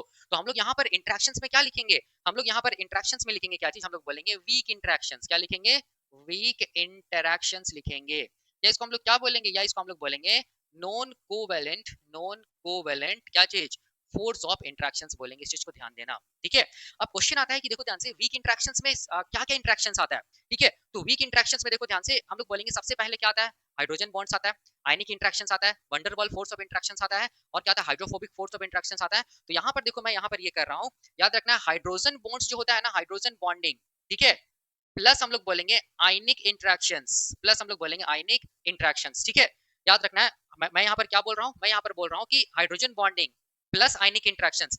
आयनिक इंटरेक्शंस को हम लोग इलेक्ट्रोस्टैटिक इंटरेक्शंस भी बोलते हैं, इलेक्ट्रोस्टैटिक इंटरेक्शंस के नाम से भी जानते हैं। इस चीज को ध्यान देना। ठीक है, एज वेल एज मैं यहाँ पर लिख रहा हूँ एज वेल एज हम लोग बोल सकते हैं कि हाइड्रोफोबिक फोर्स ऑफ इंटरेक्शंस, मैं ऐसे लिख रहा हूँ हाइड्रोफोबिक क्या चीज, फोर्स ऑफ इंटरेक्शंस। ठीक है, एंड हम लोग बोलेंगे वंडरवॉल फोर्स ऑफ इंटरेक्शंस, ऐसे लिख रहा हूं मैं, प्लस का साइन दे दे रहा हूं, wonder wall force of interactions. याद रखना है ये सारा का सारा फोर्स ऑफ इंटरेक्शंस को हम लोग क्या बोलेंगे, वीक इंटरेक्शंस, या क्या बोलेंगे, non covalent force of interactions. ठीक है, तो ये सारा का सारा फोर्स ऑफ इंटरेक्शंस के थ्रू याद रखना है जो भी पेरिफेरल प्रोटीन्स होगा वो या तो लिपिड मॉलिक्यूल से जुड़ा हुआ रहेगा, या तो हम लोग बोलेंगे ये पेरिफेरल प्रोटीन्स किसके साथ जुड़ा हुआ रहेगा, हम लोग बोलेंगे जो इंटीग्रल प्रोटीन्स होता है उसके साथ जुड़ा हुआ रहेगा वीक इंटरेक्शंस के थ्रू। याद रखना है यहाँ पर मैं दिखा रहा हूँ क्या चीज, ये वीक इंटरेक्शंस है, या हम लोग बोलेंगे non covalent force of interactions है। दोनों तरफ देखो ध्यान से, साइटोसोलिक एंड की तरफ भी होगा और हम लोग बोलेंगे नॉन साइटोसोलिक एंड की तरफ भी होगा non covalent force of interactions, या इसको हम लोग बोलेंगे वीक इंटरेक्शंस। ठीक है, याद रखना इस चीज को। तो इसका मतलब हो गया कि ये चारों जो यहाँ पर वीक इंटरेक्शंस है 1 2 3 4, इसमें से हम लोग बोलेंगे सबसे ज्यादा वीक इंटरेक्शंस कौन सा मिलेगा यहाँ पर, तो याद रखना hydrogen bonding and electrostatic force of interactions या आयनिक इंटरेक्शंस मिलता है सबसे ज्यादा। ठीक है, लेकिन ऐसा नहीं है कि हाइड्रोफोबिक फोर्स ऑफ इंटरेक्शंस और वंडरवॉल फोर्स ऑफ इंटरेक्शन नहीं मिलेगा, ऐसा नहीं है, सारा का सारा वीक फोर्स ऑफ इंटरेक्शंस मिलता है, लेकिन मेजॉरिटी हम लोग बोल सकते हैं मोस्ट अबंडेंट कौन सा फोर्स ऑफ इंटरेक्शंस मिलता है, हम लोग बोलेंगे हाइड्रोजन बॉन्डिंग एंड हम लोग बोलेंगे आयनिक इंटरेक्शंस, या हम लोग क्या बोल सकते हैं इसको, हम लोग बोल सकते हैं इलेक्ट्रोस्टैटिक फोर्स ऑफ इंटरेक्शंस। इस चीज को याद रखना है, ठीक है, एग्जाम में क्वेश्चन पूछा जा सकता है। ठीक है, और ये आयनिक इंटरेक्शंस है, ठीक है, याद रखना है, जिसको हम इलेक्ट्रोस्टैटिक फोर्स ऑफ इंटरेक्शंस के नाम से भी जानते हैं। तो ये हो गया हम लोग बोलेंगे इंटरेक्शंस, और ये इंटरेक्शंस किधर किधर हो सकता है, हम लोग बोलेंगे ये इंटरेक्शंस नॉन साइटोसोलिक फेज की तरफ भी हो सकता है, लिपिड मॉलिक्यूल्स के साथ भी हो सकता है, और हम लोग बोलेंगे ये प्रोटीन्स मेम्ब्रेन प्रोटीन ये क्या बोलते हैं इंट्रिंसिक प्रोटीन के साथ भी हो सकता है। याद रखना है ये इंटरेक्शंस किसके साथ हो सकता है, हम लोग बोलेंगे साइटोसोलिक फेज की तरफ भी हो सकता है, लिपिड मॉलिक्यूल्स के साथ भी हो सकता है, और हम लोग बोलेंगे साइटोसोलिक फेज जो इधर ये इंट्रिंसिक प्रोटीन है उसके साथ भी हो सकता है। इस चीज को ध्यान देना, ठीक है। और ये इंटरेक्शंस में कौन कौन फोर्स इन्वॉल्व हो रहा है, तो ये मैंने यहाँ पे लिखा है, कौन सा दो फोर्स हम लोग बोलेंगे ज्यादा इन्वॉल्व होता है, तो याद रखना ये दोनों। ठीक है, ये दोनों, ठीक है, ये मैं लिख दे रहा हूँ मेजर यहाँ पर। ठीक है, मेजर फोर्स अब क्या बोल सकते हैं, मेजर वीक इंटरेक्शंस बोल सकते हैं, या हम लोग बोल सकते हैं ये फोर्स ज्यादा प्रेजेंट होता है। याद रखना है ये non covalent force of interactions, इस चीज को ध्यान देना। ठीक है, तो ये कॉन्सेप्ट क्लियर हो गया। अब यहाँ पर देखो ध्यान से, इंटरेक्शंस भी हो गया, अब यहाँ पर अगला इसका टाइप्स। ठीक है, on the basis of interactions, देखो ध्यान से, हम लोग पेरिफेरल प्रोटीन्स के टाइप भी तो मतलब ये यहाँ से बता सकते हैं कि पेरिफेरल प्रोटीन्स का हम लोग बोलेंगे on the basis of their interactions, ये पेरिफेरल प्रोटीन्स का दो टाइप हो सकता है। ठीक है, पहला टाइप को हम लोग क्या बोलेंगे, पहला टाइप को हम लोग बोलेंगे, हम लोग बोल सकते हैं नॉन कोवेलेंटली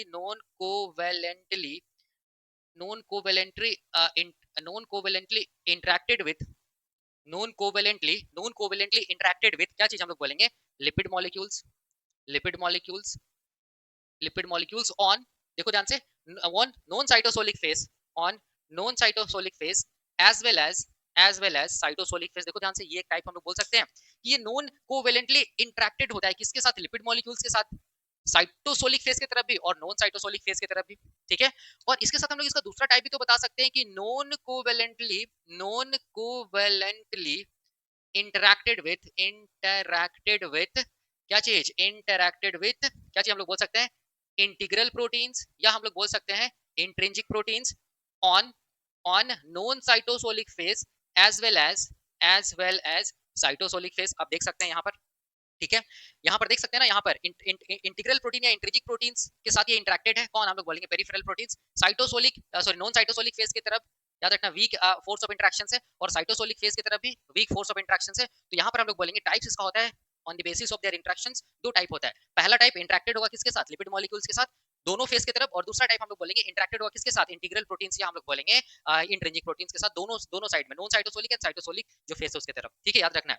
अब यहाँ पर लास्ट पॉइंट जो होता है इसका आइसोलेशन, अगर याद रखना है, अगर इस मेम्ब्रेन प्रोटीन्स को अगर आइसोलेट करना है, ठीक है, इसको रिमूव करना है, सेपरेट करना है, तो सबसे पहले क्या चीज को खत्म करना होगा, हम लोग बोलेंगे ये जो वीक फोर्स ऑफ इंटरेक्शन है इसको खत्म करना होगा। देखो ध्यान से, ठीक है ना, इस चीज को ध्यान देना। तो ऐसा कौन सा सॉल्यूशन होता है जिसकी वजह से हम लोग बोलेंगे इस मेम्ब्रेन प्रोटीन्स को हम लोग आइसोलेट कर पाते हैं विदाउट डैमेजिंग और डिसरप्टिंग ऑफ प्लाज्मा मेम्ब्रेन और लिपिड बाइलेयर, तो उसी को हम लोग बोलते हैं आइसोलेशन। तो आइसोलेशन में आपको क्या करना होगा, पहला यहाँ पर देखो ध्यान से, मैं यहाँ पर लिख रहा हूँ आइसोलेशन में हम लोग बोलेंगे एक्सट्रीम, मैं यहाँ पर लिख रहा हूँ एक्सट्रीम पीएच सॉल्यूशन यूज करना होगा आपको। ठीक है, या फिर हम लोग बोल सकते हैं हाई सोल्ट कॉन्सेंट्रेशन वाला solution, high salt concentration solution. देखो ध्यान से, मैं यहाँ पर क्या लिखा हूँ, मैं यहाँ पर लिखा हूँ कि इस पेरिफेरल प्रोटीन्स को हटाने के लिए आपको वैसा सॉल्यूशन यूज करना होगा जिसका पीएच एक्सट्रीम हो। फॉर एग्जांपल हम लोग बोलेंगे या तो वो पीएच हाईली एसिडिक हो जैसे 1 या 2 पीएच पे हो, या तो वो सॉल्यूशन हम लोग बोलेंगे 8 से 14, या हम लोग बोलेंगे हाईली बेसिक हो। तो वैसा सॉल्यूशन अगर पीएच वैसा पीएच का सॉल्यूशन अगर हम लोग यूज करें, ठीक है, जिसको हम लोग एक्सट्रीम पीएच सॉल्यूशन बोलते हैं, तो याद रखना है ये पेरिफेरल प्रोटीन्स क्या हो जाएगा, हम लोग बोलेंगे प्लाज्मा मेम्ब्रेन से अलग हो जाएगा विदाउट डैमेजिंग और डिस्टरप्टिंग द प्लाज्मा मेम्ब्रेन। या हम लोग बोलेंगे high high high salt concentration, वैसा सॉल्यूशन लेना होगा जिसमें सॉल्ट का कॉन्सेंट्रेशन ज्यादा हो।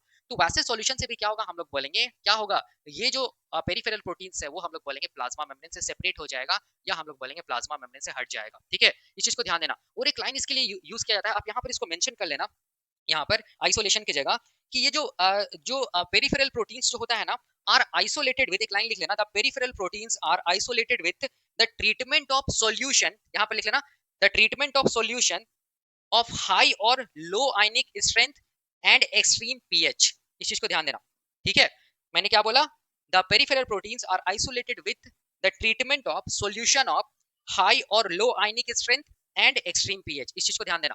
तो ये जो हम लोग बोलेंगे, यहाँ पर हम लोग लिख सकते हैं सॉल्यूशन ऑफ हाई, यहाँ पर मैं लिख दे रहा हूँ सॉल्यूशन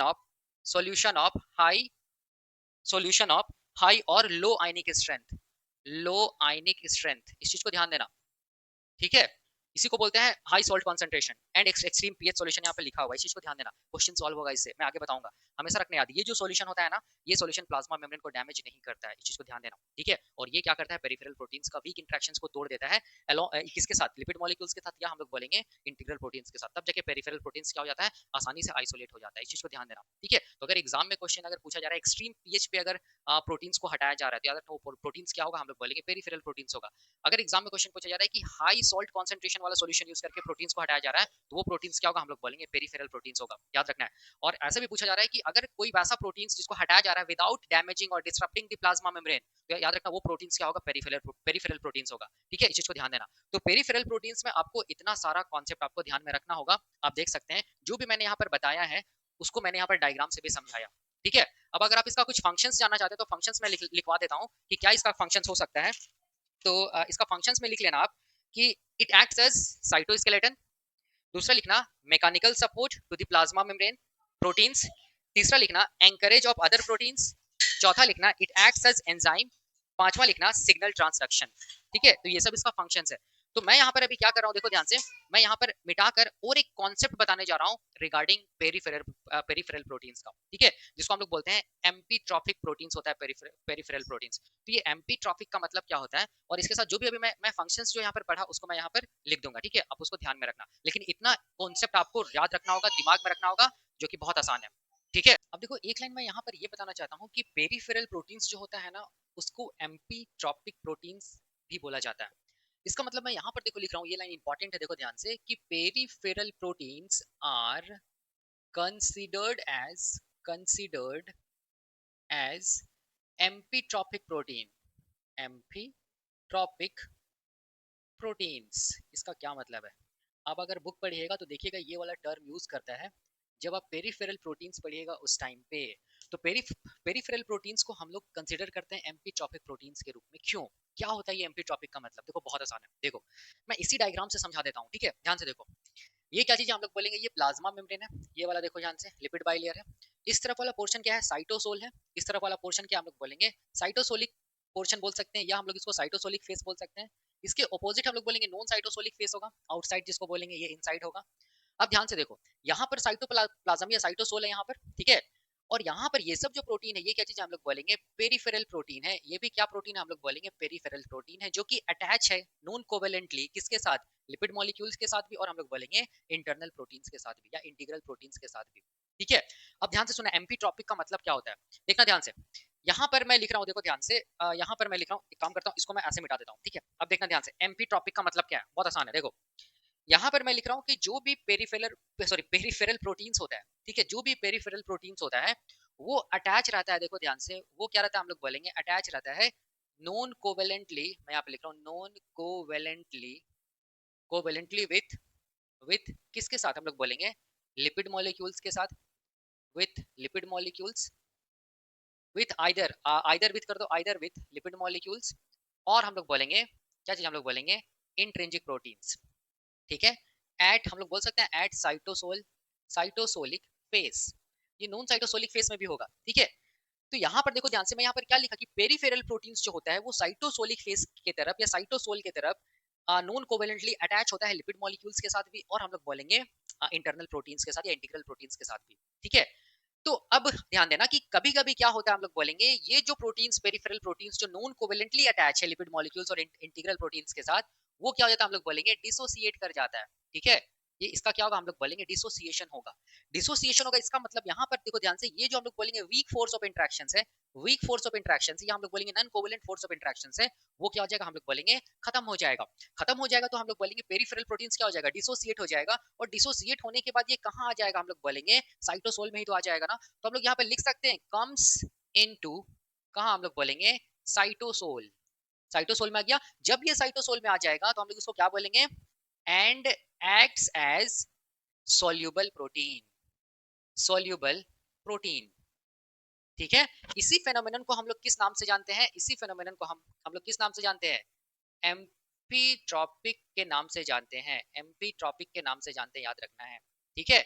इसका मतलब हो गया कि पेरिफेरल प्रोटीन जो होता है वो एम्पीट्रॉपिक प्रोटीन्स होता है। मैंने क्या बोला कि एम्पीट्रॉपिक प्रोटीन्स हम लोग बोलेंगे पेरिफेरल प्रोटीन्स को बोला जाता है। तो क्या इसमें होता है, तो हम लोग बोलेंगे जो पेरिफेरल प्रोटीन्स होता है ना, वो नॉन कोवेलेंटली अटैच होता है, हम लोग बोलेंगे साइटोसोल की तरफ, किसके साथ, लिपिड मॉलिक्यूल्स के साथ भी और इंटीग्रल प्रोटीन्स के साथ भी। तो कभी कभी क्या होता है, ये जो पेरिफेरल प्रोटीन्स होता है वो डिसोसिएट कर जाता है, मतलब ये नॉन कोवेलेंटली जो इंटरेक्शंस है वो खत्म हो जाता है, और ये डिसोसिएट करके कहाँ आ जाता है, हम लोग बोलेंगे साइटोसोल में आ जाता है, ठीक है। साइटोसोल में आके ये सोल्यूबल प्रोटीन्स का काम करता है। तो ये जो फेनोमेनन है इसी को हम लोग क्या बोलते हैं, एम्पीट्रॉपिक के नाम से जानते हैं। सिमिलरली हम लोग बोलेंगे नॉन साइटोसोलिक फेज की तरफ भी यही होगा, याद रखना है, ठीक है। साइटोसोलिक फेज की तरफ भी यही होगा। नॉन साइटोसोलिक फेज की तरफ क्या होगा, देखो ध्यान से, कि जो भी पेरिफेरल प्रोटीन्स है वो क्या होगा, हम लोग बोलेंगे डिसोसिएट करेगा, किस से, लिपिड मॉलिक्यूल्स, एंड हम लोग बोलेंगे इंटीग्रल इंटीग्रल इंटीग्रल प्रोटीन से। और ये कहां पर आ जाएगा, हम लोग बोलेंगे कहां पर आ जाएगा, हम लोग बोलेंगे एक्स्ट्रा सेलुलर मैट्रिक्स में, या हम लोग बोलेंगे नॉन साइटोसोलिक एंड की तरफ आ जाएगा, कौन, ये पेरिफेरल प्रोटीन्स, ठीक है। और ये सोल्यूबल प्रोटीन्स के जैसा काम करेगा, तब इसको हम लोग क्या बोलेंगे, एम्पीट्रॉपिक प्रोटीन बोलेंगे, याद रखना है। तो एम्पीट्रॉपिक प्रोटीन्स का मतलब यही होता है जो मैंने यहाँ पर अभी बताया,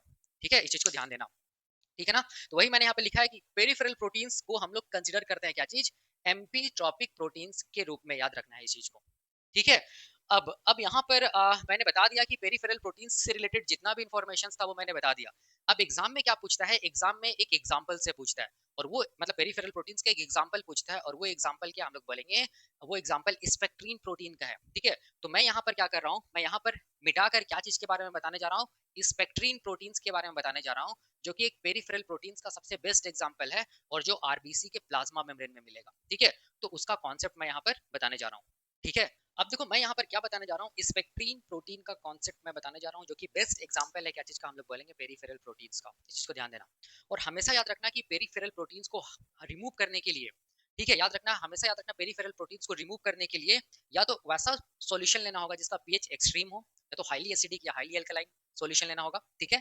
या तो हम लोग बोलेंगे वैसा सॉल्यूशन लेना होगा जिसमें सॉल्ट का कॉन्सेंट्रेशन ज्यादा हो, आयंस का कॉन्सेंट्रेशन ज्यादा हो, जिसको हम लोग क्या बोलेंगे, सॉल्यूशन ऑफ हाई और लो आयनिक स्ट्रेंथ वाला सॉल्यूशन, या हम लोग बोलेंगे हाई सॉल्ट कॉन्सेंट्रेशन वाला सॉल्यूशन। तभी हम लोग पेरिफेरल प्रोटीन्स को हटा पाएंगे, इस चीज को याद रखना। लेकिन कभी कभी ऐसा भी क्वेश्चन पूछता है ना कि डिटर्जेंट का यूज भी किया जाता है प्रोटीन्स को रिमूव करने के लिए, तो हमेशा याद रखना कि कभी भी पेरिफेरल प्रोटीन्स को हटाने के लिए डिटर्जेंट का यूज नहीं किया जाएगा, क्योंकि अगर डिटर्जेंट का यूज किया जाएगा तो डिटर्जेंट क्या करता है, प्लाज्मा मेम्ब्रेन जो लिपिड बाइलेयर का बना होता है ना, उसको डिस्ट्रॉय कर देता है, डिसरप्ट कर देता है, ठीक है। लेकिन पेरिफेरल प्रोटीन्स वैसा प्रोटीन्स होता है जिसको हम लोग आइसोलेट करते हैं या सेपरेट करते हैं without disrupting of plasma membrane, या हम लोग बोलेंगे लिपिड बाइलेयर। इसीलिए याद रखना कि डिटर्जेंट का यूज कभी नहीं किया जाएगा पेरिफेरल प्रोटीन्स को हटाने के लिए, चीज को याद रखना। तो डिटर्जेंट का यूज हम लोग देखेंगे जब इंटीग्रल प्रोटीन्स को हटाया जाता है ना, उस टाइम पे हम लोग बोलेंगे डिटर्जेंट का यूज किया जाता है, इस चीज को ध्यान देना, ठीक है, हमेशा ध्यान देना। तो यहाँ पर आप एक लाइन लिख लेना आइसोलेशन की जगह की, no use of detergent to remove the peripheral proteins, ठीक है। Detergents are used only to remove integral proteins, और हम लोग बोलेंगे इंट्रिंसिक प्रोटीन्स, इस चीज को याद रखना, क्योंकि डिटर्जेंट क्या करता है, प्लाज्मा मेम्ब्रेन को डिस्ट्रॉय कर देता है, इस चीज को ध्यान देना, ठीक है। तो यहाँ पर आप उस चीज को ध्यान देना। अब देखो ध्यान से, मैं इसीलिए यहाँ पर बता रहा हूँ क्योंकि स्पेक्ट्रिन प्रोटीन जब मैं बताऊंगा ना, तो ये बिल्कुल पेरिफेरल प्रोटीन्स के जैसा ही है, क्योंकि ये क्या चीज है, पेरिफेरल प्रोटीन्स की तो एग्जांपल है ना, तो सारा जितना भी मैं यहाँ पर बताया सब कुछ याद रखना इस स्पेक्ट्रिन प्रोटीन में फॉलो होगा, इस चीज को ध्यान देना, ठीक है। अब ध्यान से देखो क्या चीज है स्पेक्ट्रिन, इससे क्वेश्चन पूछा जाता है। अब देखो ध्यान से, स्पेक्ट्रिन को हम लोग बोल सकते हैं, ये जो प्रोटीन होता है ना वैसा पेरिफेरल प्रोटीन होता है जिसको हम लोग बोलेंगे मोस्ट स्टडीड पेरिफेरल प्रोटीन, याद रखना, मोस्ट स्टडीड स्टडीड स्टडीड क्या चीज हम लोग बोलेंगे, पेरिफेरल प्रोटीन है, इस चीज को याद रखना है, ठीक है। मोस्ट स्टडीड पेरिफेरल प्रोटीन्स याद रखना कौन है, हम लोग बोलेंगे स्पेक्ट्रिन है, ठीक है। या हम लोग बोल सकते हैं मोस्ट अबंडेंट क्या हम लोग बोलेंगे, पेरिफेरल प्रोटीन्स है, ठीक है। अब ये जो पेरिफेरल प्रोटीन जो स्पेक्ट्रिन है, याद रखना ये स्पेक्ट्रिन कहाँ मिलेगा, स्पेक्ट्रिन कहाँ पर मिलेगा। तो अगर हम लोग इसका लोकेशन के बारे में बात करेंगे, देखो ध्यान से, अगर हम लोग इसका लोकेशन के बारे में बात करेंगे तो ये कहाँ मिलेगा, तो हम लोग बोलेंगे ये मिलेगा प्लाज्मा मेम्ब्रेन ऑफ आरबीसी। याद रखना है, प्लाज्मा मेम्ब्रेन ऑफ हम लोग बोलेंगे आरबीसी। ठीक है, आरबीसी के प्लाज्मा मेम्ब्रेन में ये स्पेक्ट्रीन प्रोटीन को देखने को मिलेगा, इस चीज को ध्यान देना। ठीक है, और ये हाईली या मोस्ट स्टडीड पेरिफेरल प्रोटीन्स क्यों है, क्योंकि आरबीसी के अंदर हम लोग बोलेंगे कोई भी सेल ऑर्गेनल्स नहीं होता है, वहां पर क्या होता है, केवल प्लाज्मा मेम्ब्रेन होता है। तो प्लाज्मा मेम्ब्रेन में पेरिफेरल प्रोटीन्स को हम लोग आसानी से स्टडी कर सकते हैं, और स्टडी के दौरान ये पाया गया कि जो सबसे ज्यादा जो पेरिफेरल प्रोटीन्स जो प्लाज्मा मेम्ब्रेन में मिलता है आरबीसी का, उसको हम लोग क्या बोलते हैं, स्पेक्ट्रीन पेरिफेरल प्रोटीन्स के नाम से जानते हैं। ठीक है, तो यहाँ पर लोकेशन मैंने क्या लिखा, लोकेशन मैंने लिखा प्लाज्मा मेम्ब्रेन ऑफ आरबीसी। अब क्वेश्चन आता है कि प्लाज्मा मेम्ब्रेन ऑफ आरबीसी में चलो मिल रहा है, ठीक है, क्योंकि पेरिफेरल प्रोटीन्स है, तो किस तरफ मिलेगा। ठीक है, तो याद रखना ये किस तरफ मिलेगा, तो मैं यहाँ पर क्या लिख रहा हूँ, मैं यहाँ पर लिख रहा हूँ towards the cytosol, towards the cytosolic and, ऐसे मैं लिख दे रहा हूँ, साइटोसोलिक एंड या साइटोसोलिक फेस भी आप लिख सकते हैं। ठीक है, मतलब किस तरफ मिलेगा, साइटोसोल की तरफ मिलेगा। मतलब मेरा बताने का मतलब ये है कि अगर मान लो कि ये आरबीसी है, देखो ध्यान से, आरबीसी ऐसे ही होता है।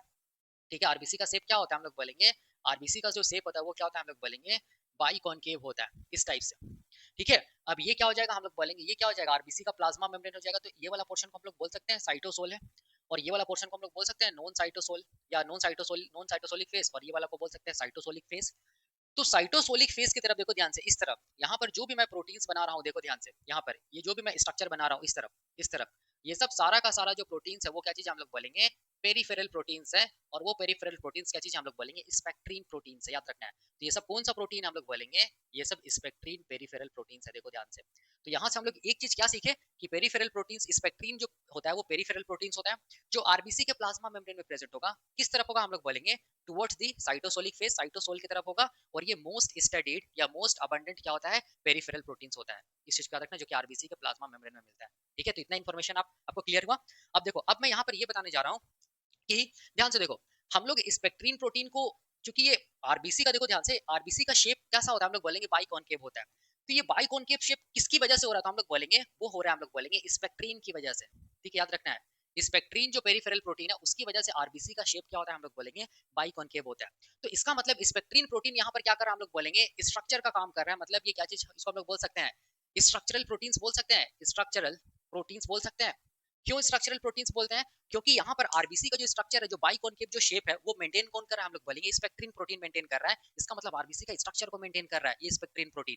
तो हम लोग स्पेक्ट्रीन प्रोटीन को दूसरे वर्ड्स में क्या बोलते हैं, स्ट्रक्चरल प्रोटीन्स है, स्ट्रक्चरल प्रोटीन्स है और पेरिफेरल प्रोटीन्स भी है, जो कि साइटोसोलिक एंड की तरफ मिलता है आरबीसी के, याद रखना इस चीज को। ठीक है, तो यहाँ तक में क्लियर हो गया। अब देखो ध्यान से, अब इसका फंक्शन क्या होता है, तो यहाँ पर मैं लिख दूं, यहाँ पर इसका फंक्शन इट मेंटेन्स, देखो मैं यहाँ पर क्या लिख रहा हूँ, it maintains, it maintains the biconcave shape, biconcave shape of RBC. यहाँ पर मैं इसका फंक्शन लिख दिया। तो जो बाइकॉनकेव जो शेप हो रहा है आरबीसी का, वो किसकी वजह से हो रहा है, हम लोग बोलेंगे वो हो रहा है, हम लोग बोलेंगे स्पेक्ट्रीन प्रोटीन की वजह से हो रहा है, इस चीज को ध्यान देना। ठीक है, तो मैं यहाँ पर क्या बोला, मैं यहाँ पर बोला कि स्पेक्ट्रीन प्रोटीन क्या करता है, हम लोग बोलेंगे आरबीसी का बाइकॉनकेव शेप के लिए रिस्पॉन्सिबल होता है, इसलिए इसको स्ट्रक्चरल प्रोटीन्स बोलते हैं, इस चीज को ध्यान देना। ठीक है, तो इतना इन्फॉर्मेशन क्लियर हो गया। अब देखो, अब ध्यान से देखो, अब यहाँ पर मैं क्या बताने जा रहा हूँ, देखना ध्यान से। यहाँ पर मैं बोल सकता हूँ क्या बोलते हैं स्पेक्ट्रीन प्रोटीन को, देखो ध्यान से, मैं स्पेक्ट्रीन प्रोटीन, यही है ना, स्पेक्ट्रीन प्रोटीन यही है। इसको मैं बोल सकता हूँ, देखो ध्यान से, कि ये पेरिफेरल प्रोटीन है। इसको मैं बोल सकता हूँ कि ये आरबीसी के प्लाज्मा मेम्ब्रेन में मिलेगा। इसको मैं बोल सकता हूँ कि ये साइटोसोलिक एंड की तरफ मिलेगा या साइटोसोलिक फेस की तरफ मिलेगा। इसको मैं बोल सकता हूँ कि ये मोस्ट अबंडेंट प्रोटीन है या मोस्ट स्टडीड प्रोटीन्स होता है। ठीक है, अब ध्यान से देखो, इसको मैं बोल सकता हूँ कि आरबीसी का शेप को मेंटेन करेगा, बाइकॉनकेव शेप को मेंटेन करेगा, मतलब ये स्ट्रक्चरल प्रोटीन है, आरबीसी के स्ट्रक्चर को मेंटेन कर रहा है। अब देखो ध्यान से, यहाँ पर मैं क्या बोल रहा हूँ कि ये जो प्रोटीन्स है, ठीक है, ये जो प्रोटीन्स है, ये प्रोटीन्स प्लाज्मा मेम्ब्रेन से जुड़ा हुआ रहेगा, किसके थ्रू, तो हम लोग बोल सकते हैं non covalent force of interactions के थ्रू जुड़ा हुआ रहेगा। ठीक है, हम लोग बोल सकते हैं, क्योंकि ये पेरिफेरल प्रोटीन्स है। और non covalent force of interactions में भी मैंने बताया था कि hydrogen bonds and ionic force of interaction ज्यादा होगा, या इलेक्ट्रोस्टैटिक फोर्स ऑफ इंटरेक्शन ज्यादा मिलेगा, और वंडर वाल फोर्स ऑफ इंटरेक्शंस एंड हम लोग बोलेंगे हाइड्रोफोबिक इंटरेक्शंस मिलेगा, लेकिन वो कम मिलेगा। तो इसमें भी ये कंडीशन लागू होगा। अब हम लोग इसको बोल सकते हैं कि चूंकि ये पेरिफेरल प्रोटीन्स है, तो ये सॉल्युबल प्रोटीन्स होगा, तो हम लोग इसको बोल सकते हैं कि ये सॉल्युबल प्रोटीन्स है। ठीक है, अब ध्यान से देखो, ये चूंकि प्लाज्मा मेम्ब्रेन के बाहर तो सीक्रेट नहीं हुआ ना, ये प्लाज्मा मेम्ब्रेन के अंदर है, साइटोसोलिक एंड की तरफ है, तो इसको हम लोग बोल सकते हैं कि ये नॉन सिक्रेटरी प्रोटीन है। देखो ध्यान से, नॉन सिक्रेटरी प्रोटीन, यस बिल्कुल बोल सकती है, नॉन सिक्रेटरी प्रोटीन है। आप देख सकते हैं पेरिफेरल प्रोटीन्स का सारा जो भी मैं बताया प्रॉपर्टीज कैरेक्टर्स, वो सब सारा का सारा ये फॉलो कर रहे हैं। ठीक है, अब हम लोग बोल सकते हैं कि देखो ध्यान से, हम लोग बोल सकते हैं कि पेरिफेरल प्रोटीन्स को, याद रखना है, पेरिफेरल प्रोटीन्स को हटाने के लिए, पेरिफेरल प्रोटीन्स को हम लोग बोलेंगे, सॉरी, पेरिफेरल प्रोटीन्स मतलब स्पेक्ट्रीन प्रोटीन को रिमूव करने के लिए, आइसोलेट करने के लिए यहाँ पर हम लोग को क्या चीज का, कौन सा सोल्यूशन यूज करना होगा? तो हम लोग बोलेंगे एक्सट्रीम पीएच वाला सोल्यूशन यूज करना होगा, या हम लोग बोलेंगे हाई कॉन्सेंट्रेशन वाला, हाई सॉल्ट कॉन्सेंट्रेशन वाला सोल्यूशन यूज करना होगा, या हम लोग बोल सकते हैं कि वैसा सोल्यूशन जिसमें हम लोग बोलेंगे जिसका आयनिक स्ट्रेंथ ज्यादा हो। यहाँ पर देखो मैं लिखा हूँ हाई या लो आयनिक स्ट्रेंथ वाला सोल्यूशन यूज करना होगा, तब देखिए ये स्पेक्ट्रीन प्रोटीन हटेगा। हम लोग बोल सकते हैं इसको हटाने के लिए मतलब यहाँ पर no destruction of plasma membrane, no destruction of plasma membrane होना पड़ेगा, तभी ये क्योंकि ये पेरिफेरल प्रोटीन है इसीलिए इसको हटाने के लिए प्लाज्मा मेम्ब्रेन को डिस्ट्रॉय नहीं करना पड़ेगा। ठीक है, इस चीज को याद रखना। यहाँ पर ये अटैच होता है non covalent force of interactions के थ्रू। ठीक है, यहाँ पर प्लाज्मा मेम्ब्रेन को डिस्ट्रॉय नहीं किया जाता इसको हटाने के लिए। और क्या सोल्यूशन यूज किया था तो आप देख सकते हैं यहाँ पर मैंने लिखा है। और याद रखना यहाँ पर हम लोग बोल सकते हैं जो कि पेरिफेरल प्रोटीन इसीलिए कोई भी डिटर्जेंट का यूज नहीं किया जाएगा। No detergents are used to remove the spectrin protein, क्योंकि डिटर्जेंट का यूज मैंने क्या बताया कि डिटर्जेंट का यूज अगर किया जाएगा तो प्लाज्मा मेम्ब्रेन को डिस्ट्रॉय कर देगा, तोड़ देगा। लेकिन पेरिफेरल प्रोटीन्स को नाम हम लोग तभी दे पाएंगे जब पेरिफेरल प्रोटीन्स वैसा प्रोटीन्स होता है जो जिसको हम लोग आइसोलेट कर सकते हैं, सेपरेट कर सकते हैं प्लाज्मा मेम्ब्रेन से विदाउट डैमेजिंग और डिस्टर्बिंग द लिपिड बाइलेयर और प्लाज्मा मेम्ब्रेन। तो डिटर्जेंट का यहाँ पर यूज नहीं होगा, डिटर्जेंट की जगह ये सॉल्यूशन यूज होगा। ठीक है, इस चीज को ध्यान देना। और डिटर्जेंट का अगर यूज हो गया तो प्लाज्मा मेम्ब्रेन टूट जाएगा। ठीक है, तो इंटीग्रल प्रोटीन्स को हटाने के लिए हम लोग डिटर्जेंट का यूज करते हैं, इस चीज को ध्यान देना। अब यहाँ पर हम लोग क्या बोल सकते हैं, यहाँ पर हम लोग बोल सकते हैं वीक इंटरेक्शंस, मैं यहाँ पर बता ही दिया वीक इंटरेक्शंस। ठीक है, इस चीज को ध्यान देना। तो ये सब सारा का सारा इंफॉर्मेशन हम लोग इस स्पेक्ट्रीन प्रोटीन के बारे में बता सकते हैं, क्योंकि ये पेरिफेरल प्रोटीन्स का एग्जांपल है, बेस्ट एग्जांपल है। ठीक है, इस चीज को ध्यान देना। अब देखो, अब क्वेश्चन आता है यहाँ पर, देखना ध्यान से, ये जो स्पेक्ट्रीन प्रोटीन है, देखो ध्यान से, ये जो स्पेक्ट्रीन प्रोटीन है इसका फंक्शन क्या होता है हम लोग बोलेंगे। इसका फंक्शन मैंने बताया ना कि ये बाइकॉन्केव शेप ऑफ आरबीसी जो होता है उसको मेंटेन करता है, मतलब आरबीसी का बाइकॉन्केव शेप को मेंटेन करता है। और ये बाइकॉन्केव शेप आरबीसी का इसीलिए होता है क्योंकि आरबीसी को कैपिलरीज से होकर गुजरना पड़ता है, और कैपिलरीज का डायमीटर क्या होता है, बहुत नैरो होता है। तो वो नैरो डायमीटर में आसानी से क्रॉस कर पाए, इसीलिए आरबीसी का शेप क्या होता है हम लोग बोलेंगे बाइकॉन्केव होता है, जो किसकी वजह से हो रहा है हम लोग बोलेंगे स्पेक्ट्रीन प्रोटीन की वजह से हो रहा है। इस चीज को याद रखना। मतलब स्पेक्ट्रीन प्रोटीन क्या कर रहा है, आरबीसी का शेप को क्या कर रहा है, स्टेबलाइज कर रहा है, मतलब बाइकॉन्केव शेप दे रहा है। ठीक है, इस चीज को ध्यान देना। अब देखो ध्यान से, अब क्वेश्चन आता है कि यहाँ पर देखो ध्यान से, ये जो स्पेक्ट्रीन प्रोटीन होता है ना उसका नेचर क्या होता है, नेचर ऑफ स्पेक्ट्रीन प्रोटीन। देखो ध्यान से, तो सबसे फर्स्ट थिंग यहाँ पर ध्यान देना कि चूंकि ये स्पेक्ट्रीन प्रोटीन एक स्ट्रक्चरल पेरिफेरल प्रोटीन होता है। ठीक है, तो ये हम लोग बोलेंगे जो स्पेक्ट्रीन प्रोटीन होता है ना वो हम लोग बोलेंगे कैसा प्रोटीन होता है, हम लोग बोलेंगे मल्टीमेरिक प्रोटीन होता है, मल्टीमेरिक प्रोटीन होता है। अब अगर मल्टीमेरिक प्रोटीन है इसका मतलब हो गया, याद रखना है कि वो एक से ज्यादा पॉलीपेप्टाइड चेन के मिलने से बना है। मतलब हम लोग बोल सकते हैं made up of more than one polypeptide chain, one polypeptide chain. इसका मतलब मल्टीमेरिक का मतलब तो यही हो गया कि एक से ज्यादा क्या चीज पॉलीपेप्टाइड की चेन से बनता है ये स्पेक्ट्रीन प्रोटीन। अब ये कितना पॉलीपेप्टाइड चेन के मिलने से बनता है तो हम लोग बोलेंगे ये 4 पॉलीपेप्टाइड चेन के मिलने से बनता है, तो इसको हम लोग बोल सकते हैं ये टेट्रामेरिक होता है। टेट्रामेरिक मतलब मल्टीमेरिक। अब कौन कौन चेन इन्वॉल्व होता है देखो ध्यान से, मतलब पॉलीपेप्टाइड का कौन कौन चेन इन्वॉल्व होता है, तो मैं यहाँ पर दिखा रहा हूँ, देखो ध्यान से।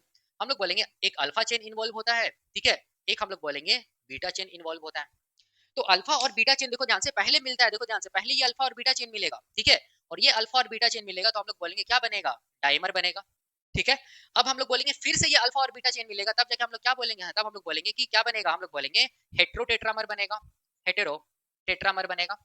अब ये जो हेट्रोटेट्रामर बनता है जिसमें हम लोग बोलेंगे 2 अल्फा रहता है पॉलीपेप्टाइड चेन और हम लोग बोलेंगे 2 बीटा पॉलीपेप्टाइड चेन रहता है। मतलब अल्फा और बीटा अगर चेन मिलेगा तो पहले क्या बनेगा, ये डाइमर बना।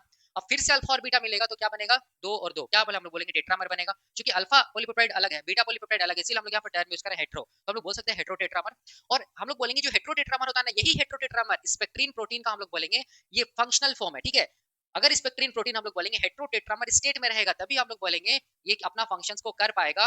इसका मतलब हो गया कि आरबीसी का जो शेप होगा ना वो कैसा होगा, हम लोग बोलेंगे बाइकॉन्केव होगा, या हम लोग बोलेंगे बाइकॉन्केव शेप को आरबीसी मेंटेन कर पाएगा जब हम लोग बोलेंगे स्पेक्ट्रीन प्रोटीन अपने फंक्शनल स्टेट में रहेगा, मतलब हेट्रोटेट्रामर की स्टेट में रहेगा।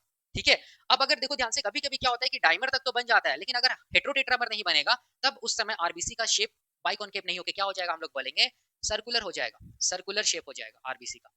ठीक है, या हम लोग बोलेंगे हाँ बिल्कुल सर्कुलर शेप हो जाएगा आरबीसी का। ठीक है, तो आप देख सकते हैं कितना इंपॉर्टेंट होता है स्पेक्ट्रीन प्रोटीन। तो स्पेक्ट्रीन प्रोटीन के बारे में यही सारा कुछ इन्फॉर्मेशन एग्जाम में पूछा जाता है जो मैंने यहाँ पर बताया। और स्पेक्ट्रीन प्रोटीन एग्जाम्पल है किसका, हम लोग बोलेंगे पेरिफेरल प्रोटीन्स का।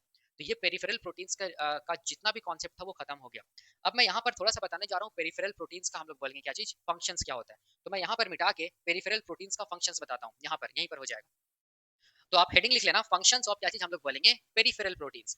तो देखो ध्यान से, सबसे पहला अगर हम लोग फंक्शंस के बारे में बात करेंगे पेरिफेरल प्रोटीन्स का, याद रखना सबसे पहला अगर हम लोग फंक्शंस के बारे में बात करेंगे पेरिफेरल प्रोटीन्स का, तो हम लोग यहाँ पर देखो ध्यान से, यहाँ पर देखो, मैं यहाँ पर बना रहा हूँ, ये क्या चीज हम लोग बोलेंगे, ये प्लाज्मा मेम्ब्रेन है। देखो ध्यान से, ये मैं क्या दिखाया, ये प्लाज्मा मेम्ब्रेन को मैं दिखाया, ये प्लाज्मा मेम्ब्रेन है, ठीक है। ये सब क्या हम लोग बोलेंगे, ये सब क्या हम लोग बोलेंगे, ये इंट्रिंसिक प्रोटीन्स है। ये भी क्या हम लोग बोलेंगे, इंट्रिंसिक प्रोटीन्स है। ये भी क्या चीज हम लोग बोलेंगे, इंट्रिंसिक प्रोटीन्स को मैं दिखाया। अब ये वाला पोर्शन क्या है, साइटोसोलिक फेस है। ये वाला पोर्शन क्या हम लोग बोलेंगे, नॉन साइटोसोलिक फेस या नॉन साइटोसोलिक एंड है, ठीक है। अब ध्यान से देखो, यहाँ पर हम लोग बोलेंगे जो पेरिफेरल प्रोटीन्स होता है, देखना ध्यान से, पेरिफेरल प्रोटीन्स जो हम लोग बोलेंगे साइटोसोलिक फेस की तरफ रहेगा। देखो ध्यान से, ये वाला, इसको मैं ऐसे दिखा रहा हूँ, ठीक है। ये क्या चीज हम लोग बोलेंगे, स्पेक्ट्रीन प्रोटीन के बारे में ही तो मैं बात कर रहा हूँ ना। तो ये जो स्पेक्ट्रीन पेरिफेरल प्रोटीन्स है, वो हम लोग बोल सकते हैं ये साइटोस्केलेटन के जैसा काम कर रहा है, साइटोस्केलेटन के जैसा काम कर रहा है, ठीक है। तभी तो देखो ध्यान से, साइटोस्केलेटन मतलब ये सेल का क्या चीज, स्केलेटन को बना रहा है। कौन सा स्केलेटन, हम लोग बोलेंगे आरबीसी का, आरबीसी का, जिसकी वजह से हम लोग बोलेंगे आरबीसी का शेप क्या हो पा रहा है, हम लोग बोलेंगे मेंटेन हो पा रहा है। तो पहला फंक्शन हम लोग बोल सकते हैं कि इट एक्ट्स एज साइटोस्केलेटन, या हम लोग बोल सकते हैं कि it acts as cytoskeletal protein, ठीक है। आप देख सकते हैं सबसे अच्छा एग्जांपल क्या है, स्पेक्ट्रीन प्रोटीन ही तो है ना, पहला। दूसरा देखो ध्यान से, अगर ये साइटोस्केलेटल का काम कर रहा है, तो हम लोग बोलेंगे ये क्या चीज प्रोवाइड कर रहा है, हम लोग बोलेंगे मैकेनिकल सपोर्ट प्रोवाइड कर रहा है। देखो ध्यान से, मैकेनिकल सपोर्ट प्रोवाइड किसको कर रहा है, देखो ध्यान से, किसको प्रोवाइड करता है, हम लोग बोलेंगे ये जो इंटीग्रल मेम्ब्रेन प्रोटीन है, देखो ध्यान से, उसको हम लोग बोलेंगे ये क्या प्रोवाइड कर रहा है, मैकेनिकल सपोर्ट प्रोवाइड कर रहा है। तो हम लोग बोल सकते हैं it provides the mechanical support, support to किसको हम लोग बोलेंगे, सपोर्ट टू किसको हम लोग बोलेंगे, इंटीग्रल प्रोटीन्स। देखो ध्यान से, हम लोग बोल सकते हैं, यस बिल्कुल बोल सकते हैं, ठीक है। इसके बाद अगला हम लोग बोल सकते हैं कि यहाँ पर आप लिख लेना सपोर्ट एंड एंकरेज, यहाँ पर लिख लेना सपोर्ट एंड एंकरेज, यहाँ पर आप और एक लिख लेना सपोर्ट एंड एंकरेज, एंकरेज, ठीक है। ये भी काम करता है। तो सपोर्ट एंड एंकरेज में लिख लेना stabilise the membrane structure and provides structural support to the cell, ठीक है। इस चीज को ध्यान देना, इसको लिख लेना। अगला फंक्शन में लिखना, अगला फंक्शन में लिखना एक्ट्स एज एंजाइम, ठीक है। अगला फंक्शन में लिखना एक्ट्स एज, हम लोग बोलेंगे एंजाइम। देखो पेरिफेरल प्रोटीन्स ना एंजाइम का भी काम करता है, ठीक है। पेरिफेरल प्रोटीन्स क्या चीज का काम करता है, हम लोग बोलेंगे एंजाइम का भी काम करता है। फॉर एग्जांपल, अगर मान लो पेरिफेरल प्रोटीन इधर है, तो ये क्या चीज का काम करेगा, हम लोग बोलेंगे एंजाइम का भी काम करेगा। अगर पेरिफेरल प्रोटीन इधर भी है, तो हम लोग बोलेंगे क्या चीज का काम करेगा, हम लोग बोलेंगे ये एंजाइम का काम करेगा। ये अब तब आपको पता चलेगा जब आप सेल सेल सिग्नलिंग पढ़िएगा, उस टाइम पे आप देखिएगा, ठीक है, कि पेरिफेरल प्रोटीन्स जो एक्ट करता है एंजाइमेटिक या एंजाइम के जैसा काम करता है, ठीक है। इस चीज को याद रखना भाई, मैंने लिखा है कि एक्ट्स एज एंजाइम। अब देखो ध्यान से, यहाँ पर मैं और एक ये लिख रहा हूँ फंक्शन, ये सिग्नल ट्रांसडक्शन में भी हेल्प करता है, सिग्नल ट्रांसडक्शन। सिग्नल ट्रांसडक्शन का मतलब हो गया, इसको मैं इन अदर वर्ड्स लिख दे रहा हूँ, सिग्नल रिले में हेल्प करता है, ठीक है। सिग्नल रिले का मतलब क्या हो गया, देखो ध्यान से, कि कोई सा भी सिग्नल जो होता है, ठीक है, कोई सा भी सिग्नल जो होता है, ठीक है, जिसको हम लोग बोलेंगे सेल रिसीव करता है, या सिग्नलिंग मॉलिक्यूल, मतलब सेल, जिस सेल का प्लाज्मा मेम्ब्रेन में सिग्नलिंग मॉलिक्यूल को रिसीव करेगा, तो उसका सिग्नल हम लोग बोलेंगे भेजा जाता है किस पे, हम लोग बोलेंगे पेरिफेरल प्रोटीन्स पे। और ये पेरिफेरल प्रोटीन्स क्या चीज सिग्नल को भेजता है, हम लोग बोलेंगे साइटोप्लाज्म की तरफ या साइटोसोल की तरफ सिग्नल भेजता है, जिसकी वजह से हम लोग बोलेंगे सेल में बायोकेमिकल रिएक्शंस होता है। तो हम लोग बोल सकते हैं ये सिग्नल ट्रांसडक्शन में हेल्प कर रहा है, मतलब सिग्नल को रिले करने में हेल्प कर रहा है। तो याद रखना इसका एक फंक्शन भी होता है। और एक फंक्शन क्या होता है कि ये acts as receptor, acts as, हम लोग बोलेंगे रिसेप्टर। ये जो पेरिफेरल प्रोटीन्स होता है ना, वो रिसेप्टर का भी काम करता है। फॉर एग्जांपल, सिग्नलिंग मॉलिक्यूल है, देखो ध्यान से, और यहाँ पर पेरिफेरल प्रोटीन है, तो ये क्या चीज का काम करेगा, रिसेप्टर का काम करेगा। इससे सिग्नलिंग मॉलिक्यूल बाइंड करेगा और सिग्नल कहाँ पहुंचेगा, हम लोग बोलेंगे दूसरे पेरिफेरल प्रोटीन जो कि साइटोसोल की तरफ है, और उससे सिग्नल कहाँ पहुंचेगा, हम लोग बोलेंगे सेल का न्यूक्लियस, न्यूक्लियस में फिर न्यूक्लियर ट्रांसक्रिप्शन होगा, एंजाइम प्रोटीन्स बनेगा और फंक्शंस होगा सेल में। तो हम लोग बोल सकते हैं कि ये रिसेप्टर का भी काम करता है। तो आप लिख लेना एक्ट्स एज रिसेप्टर, ठीक है, इस चीज को ध्यान देना। या फिर एक लाइन में आप ऐसे भी लिख सकते हैं, it helps in communication and signalling, ठीक है, it helps in communication and, हम लोग बोलेंगे सिग्नलिंग। तो ये सब क्या हम लोग बोलेंगे, ये सब क्या है, ये सब हम लोग बोलेंगे फंक्शन है किसका, हम लोग बोलेंगे पेरिफेरल प्रोटीन्स का। लेकिन एग्जाम में फंक्शन से क्वेश्चन नहीं आता है, एग्जाम में जो मैं अभी बताया इससे पहले पेरिफेरल प्रोटीन्स का कॉन्सेप्ट, उससे क्वेश्चन आता है, ठीक है, इस चीज को ध्यान देना। तो पेरिफेरल प्रोटीन्स का इंटायर कॉन्सेप्ट मैं खत्म कर दिया। अब हम लोग दूसरा पेरिफेरल प्रोटीन्स का, हाँ, इंटायर कॉन्सेप्ट मैंने खत्म कर दिया। अब हम लोग देखेंगे दूसरा मेम्ब्रेन प्रोटीन का कॉन्सेप्ट, जिसको हम लोग बोलते हैं इंटीग्रल या इंट्रिंसिक मेम्ब्रेन प्रोटीन। इसका हम लोग इंटायर कॉन्सेप्ट डिटेल में देखेंगे, ठीक है। तो अभी के लिए हम लोग यहीं तक रखते हैं। Thank you so much.